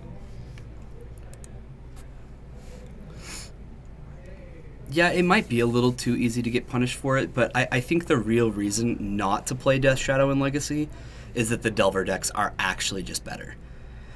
And I do think that they're comparable. So even if you try to like make the Death Shadow deck more of a mid-range deck, even still, I think Grixis Delver is just a better deck. Yeah, I think it's actually us, Jorgensen, that's going really slow, and I'm not sure that there's anything we can do about it. I'll double check though, see if we can fix that.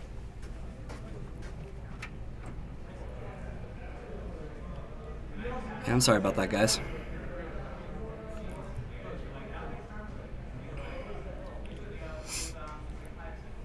I think Bryce is gonna go talk to Brian and see if Brian knows anything. Brian, our boss slash tech guy. All right. What do we got here? Seems like we've got 2 keepers. Now, I know that Stoneblade decks tend to be pretty good against Delver, but this red-blue Delver deck, it has a lot more reach than most Delver decks. I wonder if we're gonna see that matter. Hey, look, it's a Delver. We actually get to see one for a change. Yeah, we do. So let us know, guys, if the stream is just absolutely horrible and nobody can see anything, or if it's just dropping so bad. Our only option is to restart the stream, and we can do that if it's not getting any better.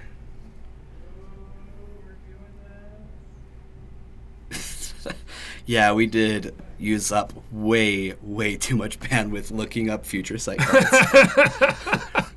I mean, you're not wrong. HC Fox, that's great. All right, It is pretty bad. We can see it as well. yeah.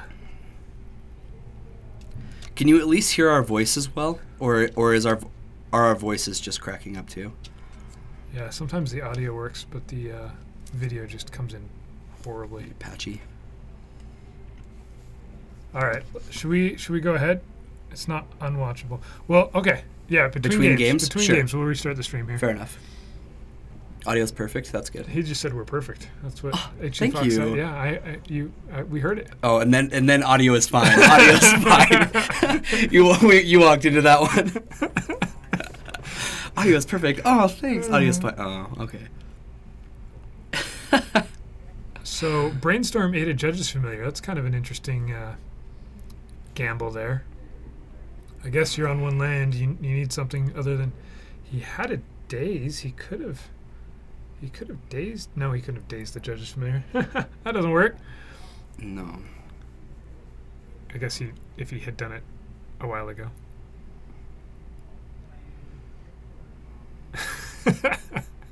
Oh no! The audio is getting worse and worse as we go. Audio is passable. Thanks. I think you play Athalia here, don't you? Ooh, he's not going to though. No, he's gonna play Stoneforge, I think and this is gonna get dazed. take that, Corey.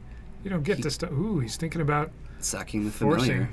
familiar. Or is the familiar in play? No, it's not. Okay, It died to a brainstorm. gotcha.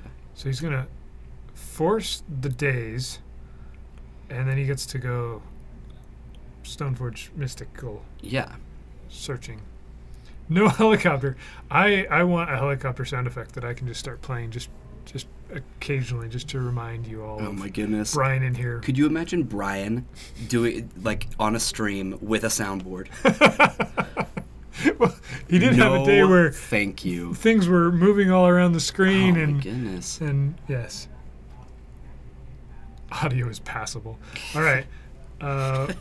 So Corey goes and gets a Batter Skull with his Stoneforge Mystic after forcing the daze, and Zach plays his island again, replays it, and ponders. So he gets to see if there's a land anywhere.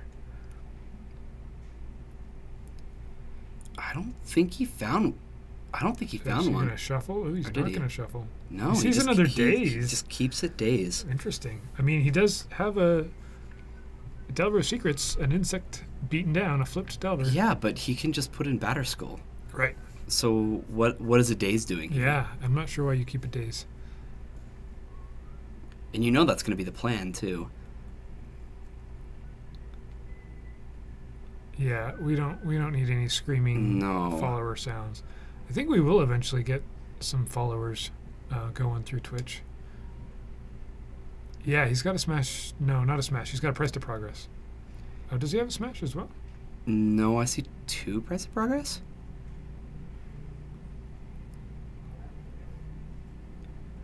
So he knows with this card. Okay, it is a fetch land. It's a Misty. Okay. So when he ponder, okay, He had already played a land that turn, so. right. Yeah, that's 2 price of progress. Goodness, I don't know why the video is so laggy, guys.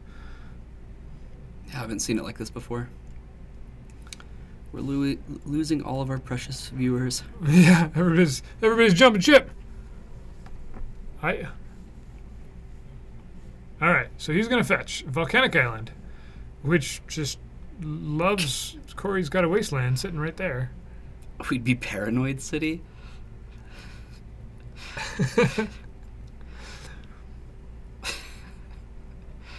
Oh, jeez. Okay, so anybody that's just jumping in here, we're going to try and restart the stream here after this game 1 for the follow-up, game 2 and possibly 3, because our video quality is just really awesome right now.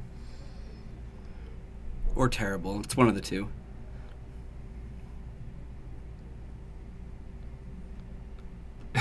You didn't like the Stoneblade taxes? I made an addition to it because Stoneforge Mystic seemed to be the actual key to the deck, more so than Judge's Familiar. Yeah, I don't think he's playing Mausoleum Wanderer. Yeah, we haven't seen it. Huh? No. Just the playset of Judge's Familiars. All right. Here comes a Spell Queller Spellqueller. into a daze. Will be dazed. That's a big daze. So, and Spell Queller gets a prowess trigger, so he's coming in for 5 here, right? And now he doesn't get to Batter Skull at end of turn, which is a thing. I think I would have opted to Batter Skull, honestly. We did see a Wanderer. Okay. We did? Oh. I do not remember seeing one.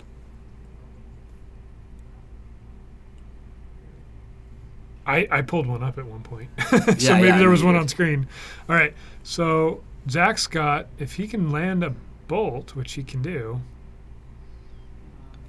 Yeah, I don't remember seeing one, Jorgensen. I mean, they would make sense. He has spell quellers. He has other spirits that he could actually take advantage of the other ability. So How Corey's blue is this deck? pausing here, so he's kind of Maybe. acting like he's got a Force of Will in hand.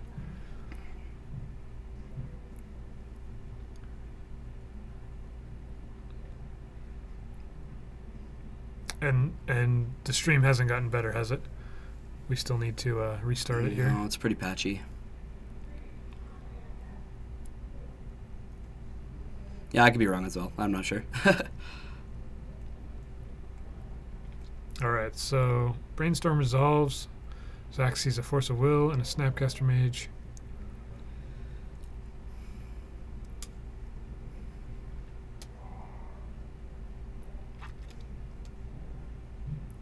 Yeah, we'll get it restarted here in just a minute after this game's over. Hopefully they take a little while to mulligan. Or I keep To saying shuffle? mulligan. To shuffle Yeah. and to sideboard. They're Magic players. Of course they're going to take their time shuffling. That's what they do. All right, so I'm pretty sure Zach's got this right here, right? He's swinging for 5. He has a Lightning Bolt in hand, and even if Corey can force it, he'd still take that 6 point of damage. Right. Things would be different if instead of Spell Quellering, he had put out a Batter Skull. Yeah, I'm still pretty confused as to why he didn't play the Batter Skull. I understand the line of All right, getting the Spell Queller. we'll go ahead and stop the stream and restart everything up, and hopefully we'll be back in just a minute here, guys.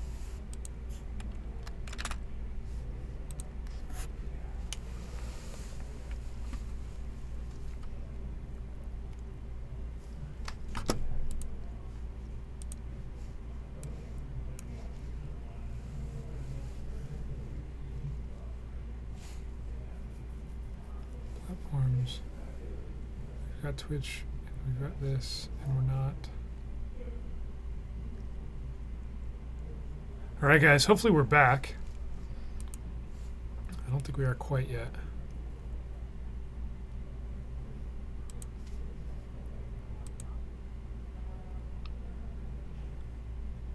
On.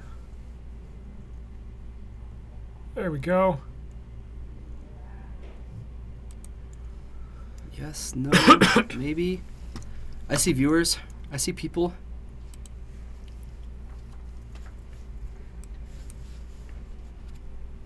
All right, and Zach got that one. So we're on to game 2 here. Hopefully we're back. Hopefully the chat works.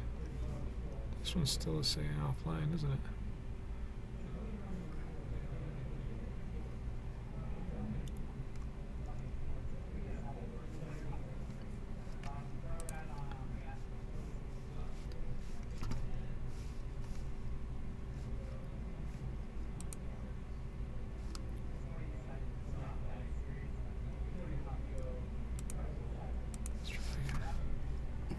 If I need to grab Brian, we can. Let's see. Let's try to get.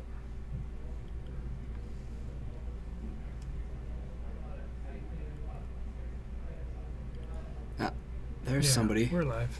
There we go. Okay. All right, you guys can see this us? just isn't- Yes? This isn't working. Looking better? Awesome. All right.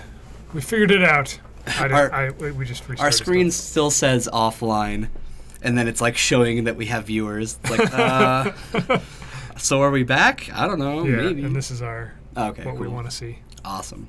So here we are. We did it before they even. They're still shuffling. They're still guys. shuffling. They're still shuffling. See, that's how good we are at this. Meant to do that. Half the viewers didn't come back, but that's all right. That's all right, right? Yeah, they might trickle back in.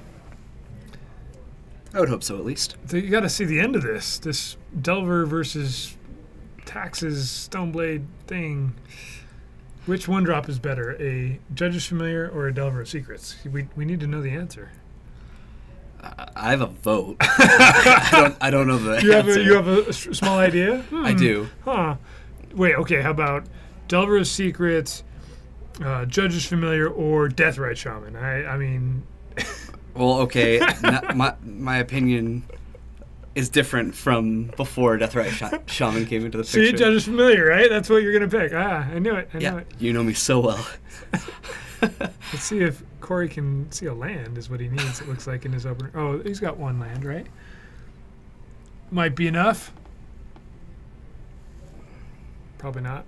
Because he's got a Judge's Familiar. That's all he needs. Yeah, he's going to mulligan. So Corey's going to be on the play. Yeah, now our stream isn't lagging at all. Weird. We still can't see. There was like a billion windows open. I just hadn't realized that. Somebody was having a little too much fun with their tabs. And then they like hid them, Yeah. so we couldn't find I them. didn't realize they were all open. You got to close things and it says, there's 11 tabs open. You sure you want to close those? I'm like, yeah, Yes, that please. should have been gone a while ago. All right. We're still in the shuffling phase of this excitement. Let's see. I'm sorry, I totally forgot that we even had a backup match. So Yeah, they're getting started, and then we look at our back. yeah, backup yeah. match. They're shuffling too, though. No worries. They're always, every time we've tried to switch over, I except know. once, they've been shuffling. All right. Does Corey have a keepable 6? Zach's got a bunch of lands.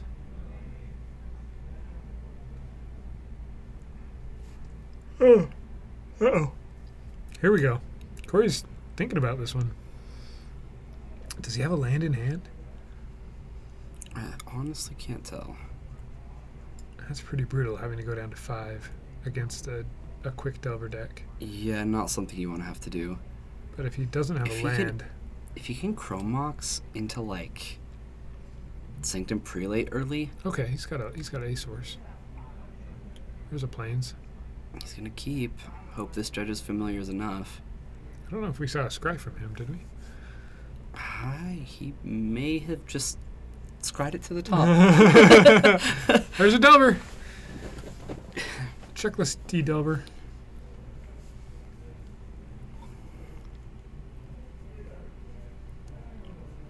And a Swords to Plowshares. Nicely on time.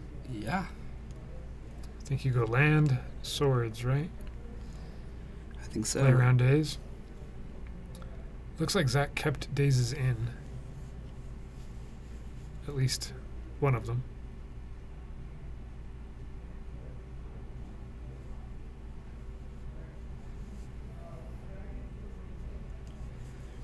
Looks like he has a lot to consider.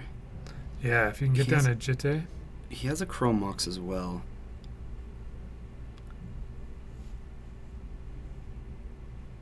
So you could Chrome Mox and either play a Spell Queller, or you could get rid of the Spell Queller. Yeah, that's what he's going to choose to do. Then you could cast Jitte. Jitte and have Daze mana up. Yeah. Yeah. Playing around Daze. I think it's gonna be a smart thing here.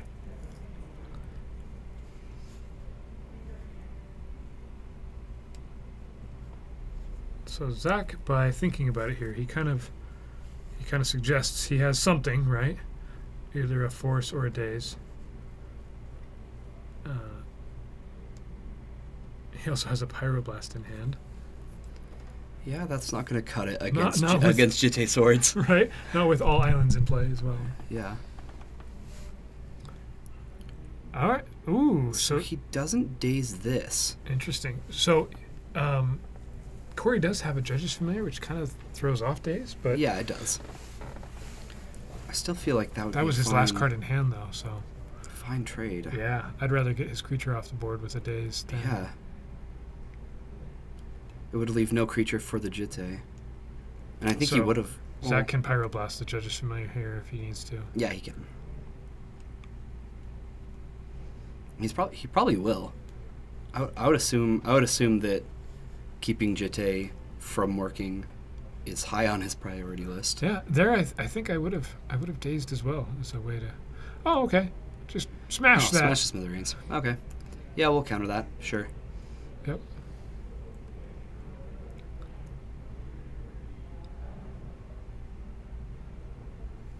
Corey draws a 2-drop.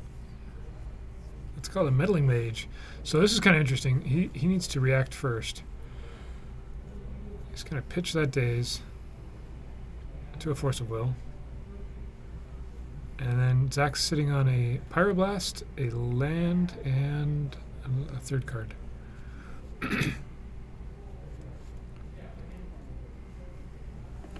Yeah, so he doesn't have any ways to put pressure on his opponent, which is okay. And then, Yeah. then he draws one. He was going to draw something. What's the last card in hand? Is it another Smash to Smithereens? I cannot tell. There's that comes into play tapped. Storm Chaser Mage. They didn't chase any storms this time. Flavor fail. All right, let's see if Corey can assemble. What is that card? Something. I really can't tell. We got a Probe. A Sulfur Elemental. That very well could be a sideboard card. Take out some. Yeah, I could see that. Take out some 1/1s. It's not as effective against Corey's build, right? But No, but it still has a lot of hits. yeah, that's what it looks like. Delver! So Zach gets to play things, and Corey gets to sit on whatever he's drawing. Apparently nothing. Yeah, this is a huge turnaround from watching Corey last round. Right? He was able to interact. He was, playing his cards efficiently. Well timed, everything, and this match has just been a complete loss of tempo for him. But he's got a Jitte out. Yay! So any moment, things Any could moment. be different. All right, he goes down to 15. And a Swift Spear. Interesting. Swift Spear comes down post-combat.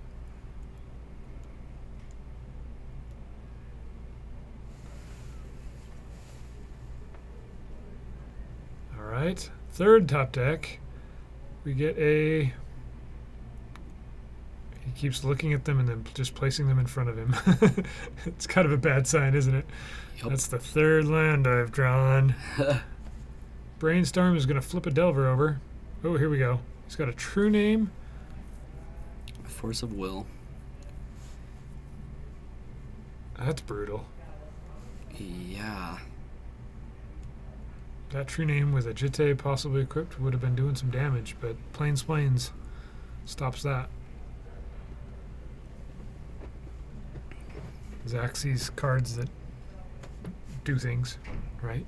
That are haste, and they're either hasty or they give prowess, one or the other.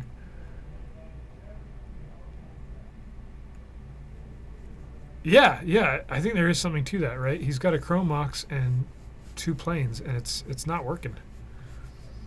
I don't know what his land count is. So he's going to show to a Gitaxian Probe here, Force of Will, True Gnosis, and a Swords. So he's not dead yet. Not quite, but he needs a creature fast, and it kind of can't be blue. It's going to get pyroblasted. Yeah, it needs to be a white creature. So Stoneforge Mystic. Not only that, but it needs to not be a 1-power creature or a toughness creature. Yeah, Like yeah. So Stoneforge Mystic. So we need a Stoneforge, or we need a 3-mana Thalia.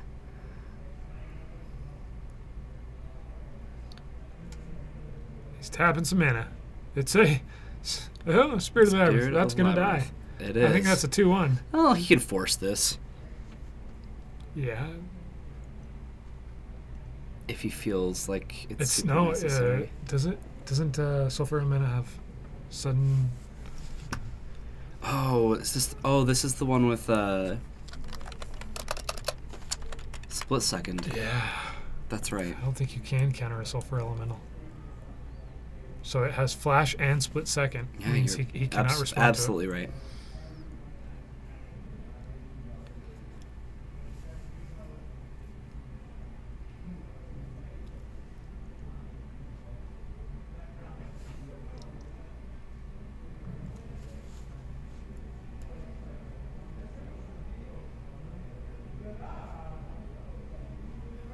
All right, we're gonna see a equip. And this is going to be really sad. And an answer. So Zach might be playing around something. So Corey's creature base is this kind of weird deck that I saw. I don't know where I saw it featured. It plays Judge's Familiar as a way to counter things. It has maybe a Mausoleum Wanderer as Judge's Familiar 5 through 8. And then a bunch of other these weird taxing effects. So it plays both Thalias, and that's kind of your and then Stoneforge Mystic, right? And then Yes. Spell Queller. So you're kind of all your creatures are spells. And Judge's Familiar can pitch to Chrome Mox, and so can Spell Queller to be able to tap for either mana. It hasn't really worked out this game. And I mean Corey's 3-0 at this point, so the deck isn't ridiculous. But it's actually- definitely not doing so hot at this moment, right? Right, it's actually looked really good up until now. This has been a rough match. Right? The meta game of Squadron Hawk and Judge's Familiar, because they keep going 3-0 and being in the finals. Corey is also a pretty decent player, so But- that might be part of it. So HC Fox, what you're saying is that these people, they might actually be good at Magic. Is that what you're saying? They can make not great cards. No, he likes how people are watching our metagame and going, Yeah. wait, Squadron Hawk is a legacy. So Zach's going to take this down with Delver, whereas Corey just wasn't able to get anything happening. I actually like the amount of experimentation that people have Yeah. Between Nate's been using. whatever that was deck, Aggro Loam deck. Yeah, And- last week I played against Corey playing a blue-red standstill deck. Blue-red standstill actually Mhm. happened. Oh, awesome. So you can see quickly Corey's going through his deck there, and that's all it is really. You got swords, true names, some equipment, some Stoneforge Mystics, and then Thalias. And yeah, we haven't actually seen a lot of Reanimator. So I think what happened here is they are in the store too. yeah, But it's been hated out pretty hard for a while. It was for a while. Yeah. I don't know. I don't think it is so much anymore. But it was maybe the most popular deck here for a little while, Okay. and so everybody was packing a lot of graveyard hate, to the point where a lot of Reanimator players were getting frustrated and switched to something else. Yeah, absolutely. Yeah, not having a miracles, you can do different things that you couldn't have done Yeah, before. you can do a lot of different things. It's been so much fun. Plus, you have miracles players who are looking for that different thing too, right? Yeah. That's happening. So let's see if we've got our second backup match here finishing up. Let's see what's happened there. Well, things are going on, Well- and there aren't too many permanents on the board, so we might be able to catch up. Look at that. We'll look at this for a little while. So we've got Matthew on Death and Taxes and Paul playing that same lands deck. It looks like he had maybe he just Life of Loamed a Tabernacle, which is pretty brutal versus Death and Taxes, if you can get that Tabernacle out. Oh yeah. So I would assume we're on game 2 or 3 here. Sarah Avenger? The question is, can Sarah Avenger be played? I think it's too early to Sarah Avenger. Maybe not. They decided it's okay.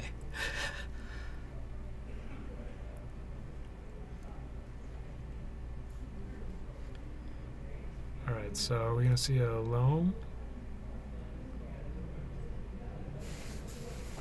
Taste of their own medicine. So yeah, here we have 2 more normal decks. UR Delver is definitely a normal deck. Yeah.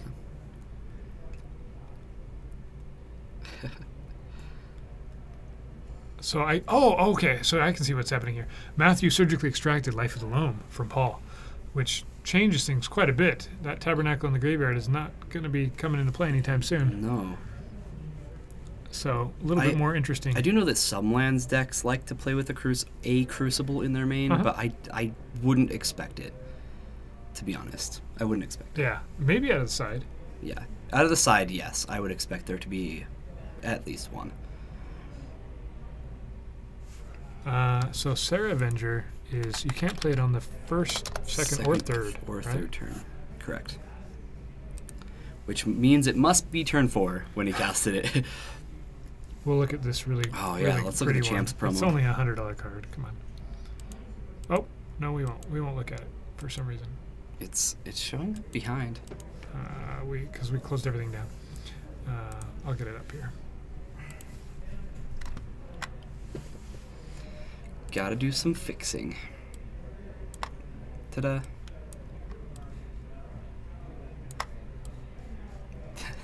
Every time. Every time. Oh, if you guys could see his struggle. It's beautiful. One day we'll get this figured out. All right. So here's Sarah Avenger, which I don't know why I needed to show you this. Yeah, it has to have been First, second, or third. turn 3. Yeah, and it Saw seemed you like right. there was some confusion there for a minute. Ooh, we got another surgical extraction for punishing fire this time. That's pretty mean. Well, he's aiming to shut down. So All the often things. surgical extraction, Lands doesn't really care about it often. This time it mattered, right? Paul wasn't able to play around. He didn't have a cycling land to avoid it happening. Right, a couple things have to go right or wrong, right? I mean, if you get life, first off, surgical extraction is only really good against Life from the Loam, and Right. it can be hard to hit due to the cycle lands that Yep. are in the deck. Yep. And not only that, but sometimes they just have a Thespian Stage and a Dark Depths, Yeah, and it didn't even matter. and it never mattered. Right. But I mean, This game, it mattered. I mean, at the same time, though, you do want to be interacting with their deck. You want to be interacting with what they're doing. So surgical extraction is definitely a card that you bring in. He didn't play a land that turn, so it was his 4th turn. That makes Gotcha. sense. We're all caught up.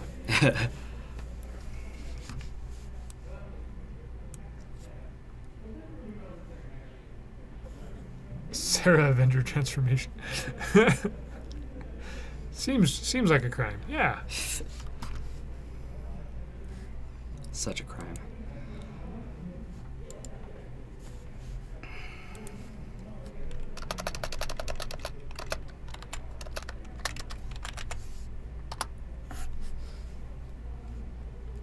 We've got a... Thinking about it, he's going to attack first. Because it has vigilance. We've got a Flicker Wisp. And we are going to recruit again.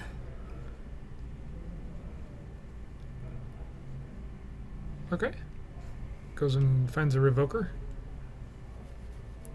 So Paul here wants some Dark Depths and some Stage, right? Yes. So you can name one of those pieces, or you can try to shut down them finding them by revokering something like Clue. you could revoke Clue, right? But so there's a Clue token Paul just put out, and his Dark Depths does come in with a bunch of counters on it. It's funny how often, even on like GP streams, you'll see players just put out Dark Depths and never put counters on it, right? It's just like, it's got counters on it. Everybody knows. I'm glad that most people don't mind when people don't. right? Right? Yeah.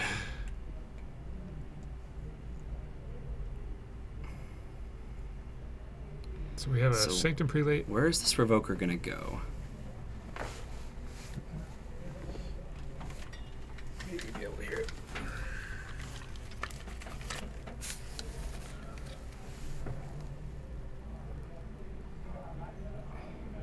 Oh, I missed it. You can't revoke Clue?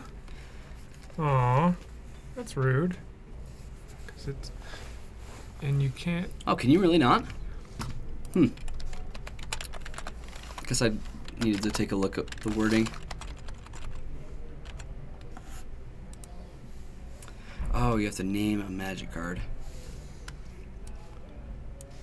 And it's a non-land card. Oh, okay. Yeah, that makes sense. Yeah, it's not name a permanent, name a... Yeah, something like that. Yeah, good call. Thank you. So, thank you for correcting me. What did he name here with his Revoker then? I would assume Thespian Stage, right? Oh, you can't. It's got to be non-land. Oh, it has to be non-land. Yep. Sorry. Yeah, I don't know. I'm not sure. All right. So Paul has pieces. He had a crop rotation, and he's able to get what he needs. Yeah, Molten Vortex is a good choice. Actually, that makes sense. There's usually one or two of those in sideboard for the red-green lands. Let's see if I can hear what these guys are saying.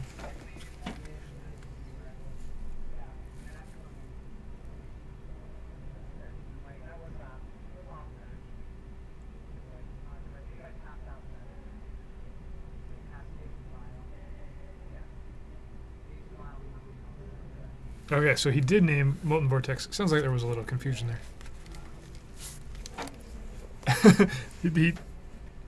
If he did name Clue, Paul caught it. If he tried to. He just said Molten Vortex.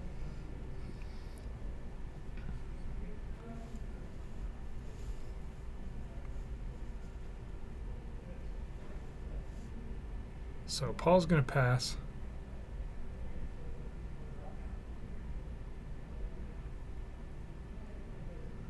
And we've got a tapped Flicker Wisp. I think that's just going to be untapped here. So this is kind of an interesting situation, right?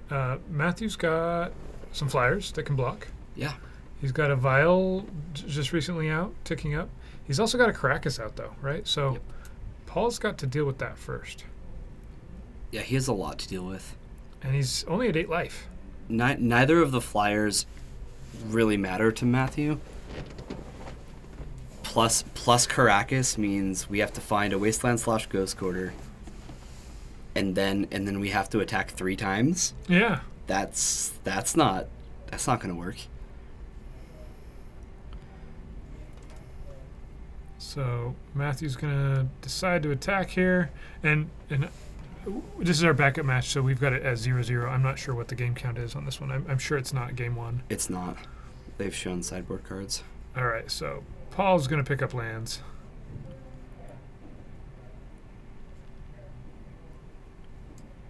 And yeah, if that Tabernacle had not been in the yard. So I think that game came down to some timely surgical extractions, right? Yeah. I mean, there's a reason that card's been climbing in price. It's quite powerful. Yeah, just a little bit. All right, so I'm not sure if they're on to game 3 or not. We'll hang out here for a minute more and see if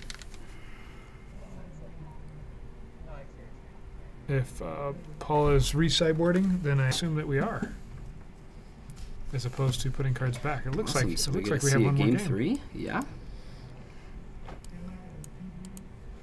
That's how it's looking, guys. All right, one more game to finish up the night. Death and Taxes versus Lands. Just what you guys all came here to see, right? That's what everybody. They're like, hey, it's Tuesday. I want to see some lands Playing some deity. and surgically extraction things. It'll be great.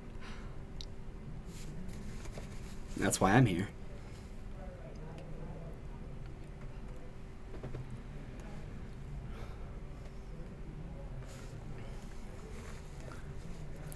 Yeah, that's the reason I mentioned it. Yeah, the surgicals are around 20. They're pricey. Well, and a big part of it is that they're in Modern and Legacy as a Yeah. sideboard staple, right? Yes, they're everywhere in both formats.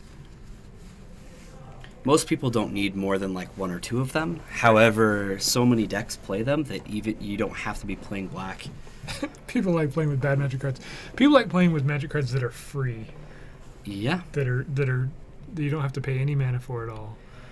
I can't tell you how many times I've boarded in surgical extraction just because I was boarding out cards that couldn't interact with my opponent.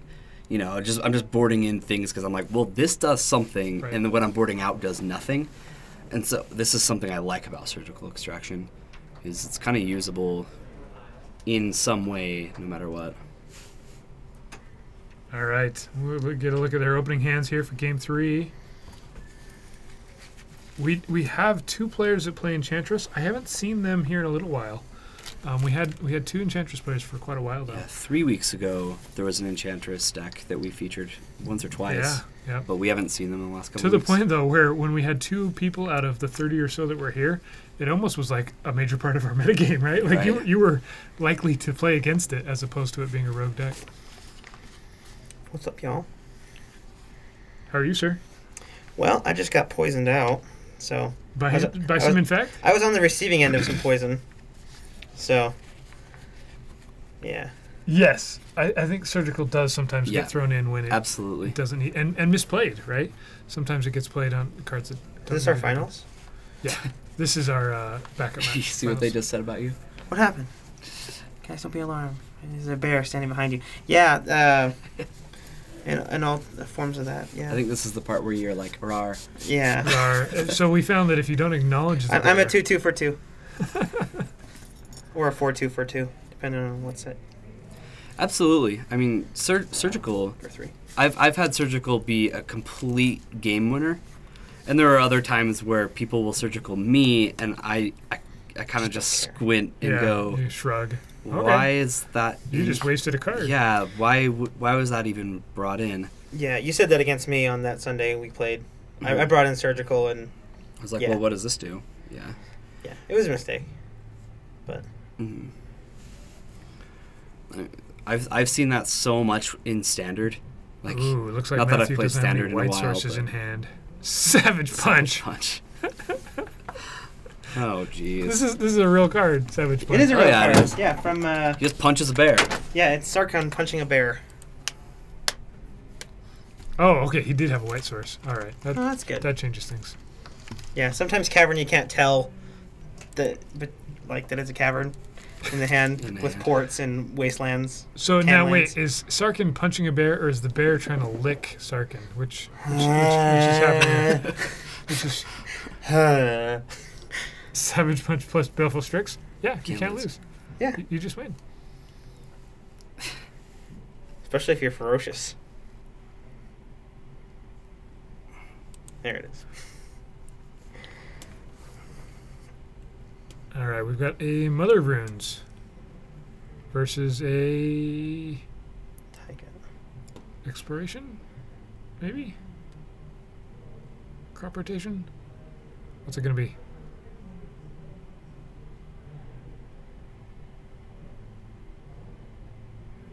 Ooh, I think I would have... Okay, this works. You get rid of the Mother Runes first. Wastelanding the cavern there would have been really strong. He doesn't know what's in Matthew's hand, though. So He's gonna have to wasteland the wasteland, right?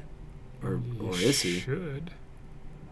He almost missed that, yeah, by tapping his wasteland for. Oh, he's gonna let it go. What? He knows what's in his hand. He has an Aether Vial now, or Ether Vial, so he'll be able to play creatures, but That's interesting. I guess he's thinking that like, it doesn't matter if I wasteland his wasteland because he's just gonna get it back anyways with loam. yeah, that's definitely a thought if he has Life Like of Loam in hand. some sort of television there, but yeah. For sure.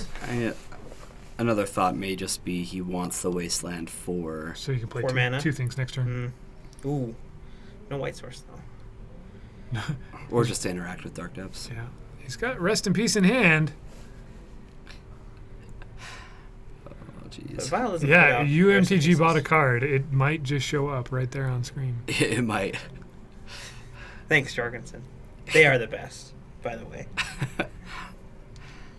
We're fading tonight, aren't we? You're fading. We've been progressively getting okay. So maybe that's why I'm here now. Is he like played a card. What's it gonna do? I don't know. so Thalia response. I'll wasteland your wasteland. What? I'll float. Crop And rotate. Okay. Okay, so in response, I'm assuming Matthew tried to wasteland the Taiga, and he sacks it in response. Grove. Savage Punch. Buy out Savage Punch. I'm not sure you can buy out a common from Khans of Tarkir. Yeah, right. There was so much of that set open. Seriously. In fact, if you want to buy some from me, I probably have enough that you could consider it a buyout if you wanted to. What's the other one in Dragons? That's like, is it also Savage Punch, but it's him punching a dragon instead? I don't think there is another one. That doesn't ring a bell. Because like with Khans of Tarkir, they did the like mirroring things with the first and the third block.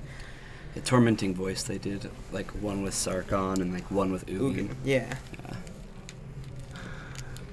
Because obviously we needed Tormenting Voice 3 times printed in Standard. Yep. Ooh, Exploration.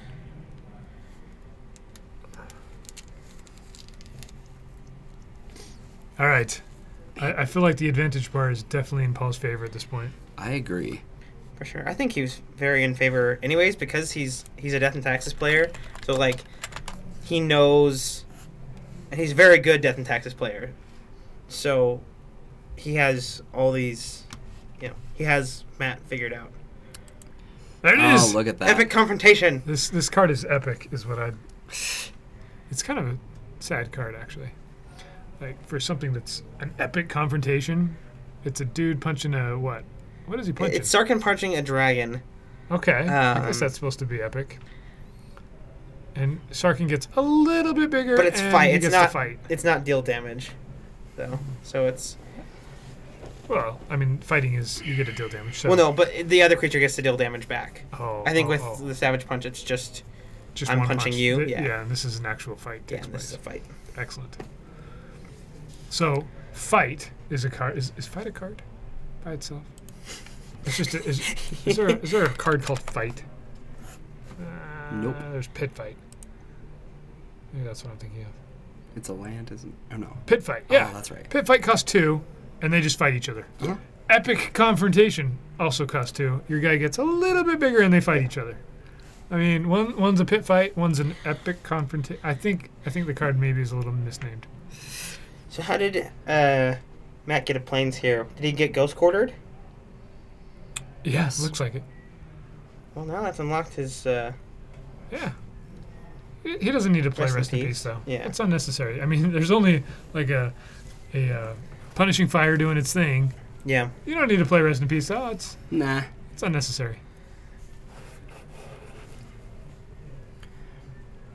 He actually can't play it at the moment, right? Because Well, there's yeah, a Thalia Yeah. out.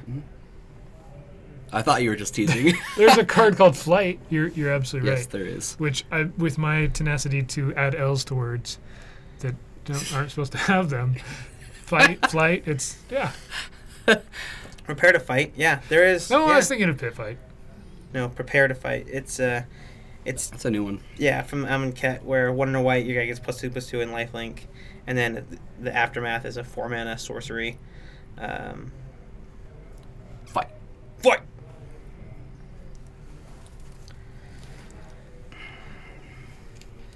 So I guess he's gonna go. Well, he doesn't have mana to Punishing Fire the mom this turn because of Thalia. Because he crop rotated with the green from the Grove. I guess he can play another land. Ooh, he's looking at Tabernacle. Yep, that's what I'd get here. I'm not really sure there's a better option. It's a good one. When you can get the most expensive card in your deck, that's usually the right play, right? Right, in Legacy. Oh, man. Oh, he's having second thoughts. I don't know what the second thoughts would be here. Yeah. I guess if Matthew has a wasteland, that's pretty mean. He can just pay for the 2 creatures and then vial something in. He doesn't need the mom. Oh, what I'm wondering though is there was a Windswept Heath that was on the battlefield, and then he fetched. All right. We're pulling up Barbarian Ring when there's a Oh. Tabernacle. Yeah, He's looking at he it. played the ring and then took it back. All right, so Tabernacle comes down instead. Yeah, let's pull up Tabernacle. That's a card that. Yummy. Tabernacle. I added a few too many A's, guys. There it is. This is one of those cards that I thought about buying once, and now I regret that I didn't. Because I'm not going to buy it now. Yeah, right? Because it is out there. I wanted it, though, just because I thought it was cool. Yeah. Because it was played in absolutely nothing. Yeah, it's an interesting card. It's like, I'll see your taxes, and I'll raise you more taxes. Have fun paying 1 for your creatures. He might let the Thalia go, so he can rest in peace. Maybe? I don't know. I think getting Rest in Peace down is important, but I don't know what you do here.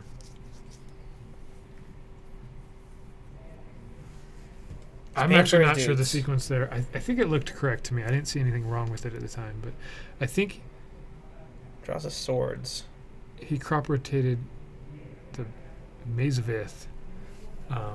Yeah, he crop rotated the Mazavith, and it looked like he found Windswept Heath, cracked Windswept Heath, and put a Tabernacle into play. So that was where yeah. Well, he crop rotated for the Tabernacle, right? He crop rotated for the Tabernacle. Yeah, I'm not sure what happened with that one, so it'd be.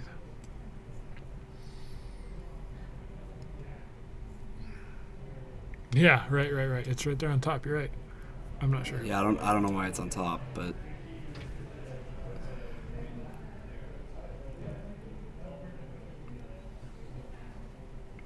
I wasn't paying enough attention to go tell them that they messed it up.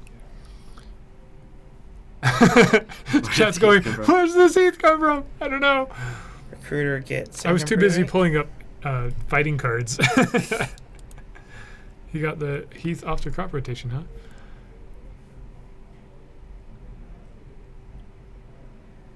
Not pay for his recruiter. Yeah, a lot of things happen there that we must have missed. So we can see a Sanctum Prelate. This is where it gets a little bit more interesting. So Matthew's putting down his 3rd creature, right? So he'll only be able to pay for 2 of them. What number did he put on that? He put it on 2. 2? So Cheat count 1. It's possible. But, I mean, if he did go get a heath... Is he attacking with Mom? Yeah. Yeah, there's not really any reason to hold it back. I guess if he uses the Punishing Fire on his creature, then he doesn't have to pay for it. Then he doesn't have to, yeah. Oh, he doesn't have... Oh, Tabernacle doesn't have for mana. Relates on 2. Oh, I'm Prelate is on 2. So we got a crop rotation. Again. Let's see what happens this time. See how many Windswept Heaths appear out of nowhere. Just like appear into the graveyard.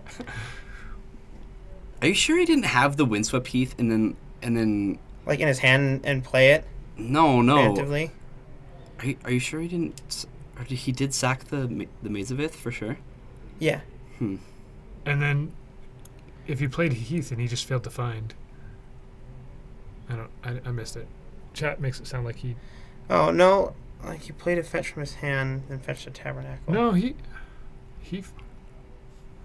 Huh. I'm pretty sure he fetched. We'll have to watch this one back. Yeah. Barbarian ring looks good. Ha! Tax my barbarian ring. I dare you. So we can pull that back up. These more obscure Odyssey lands.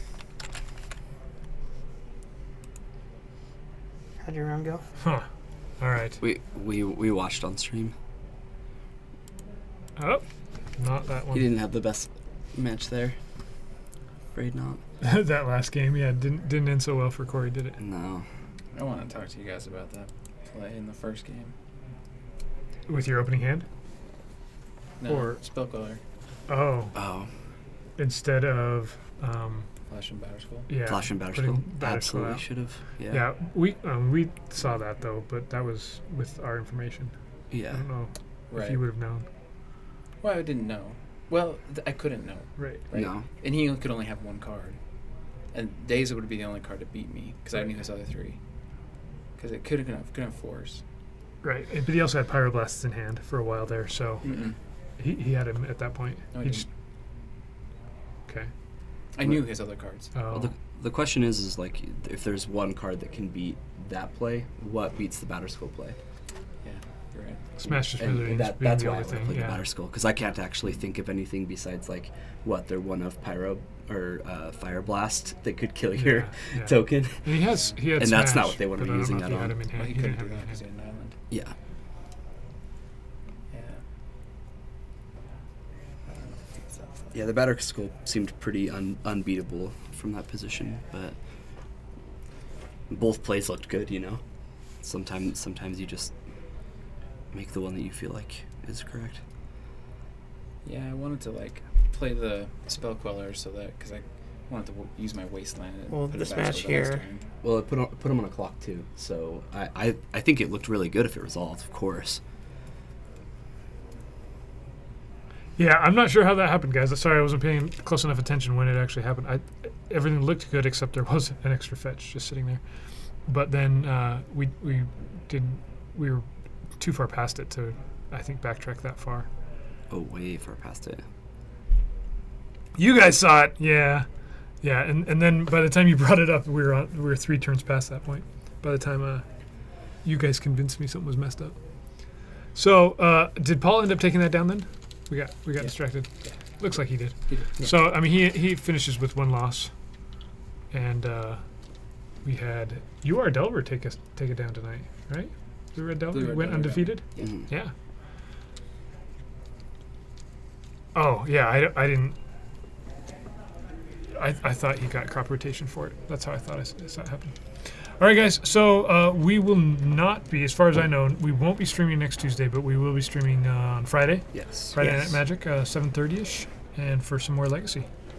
So come join us then. Yeah. And then the next Tuesday, of course, in 2 weeks. Oh yeah, we'll be there. So Yeah, no legacy on the 4th.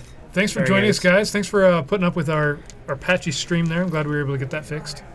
We'll be able to fix it a little quicker next time instead of make you suffer through a game of stuttering there. Yeah. The But- one disadvantage of being in here now is that we don't have a live feed for the audio, which we probably could have figured out what was going on and fixed it had we been listening to them. Yeah. So I'm gonna see if we can get that going. But All right. Thanks for Jorgensen, coming, everyone, thanks guys. for joining us again. We'll see you guys Friday. Yeah. See you later, guys.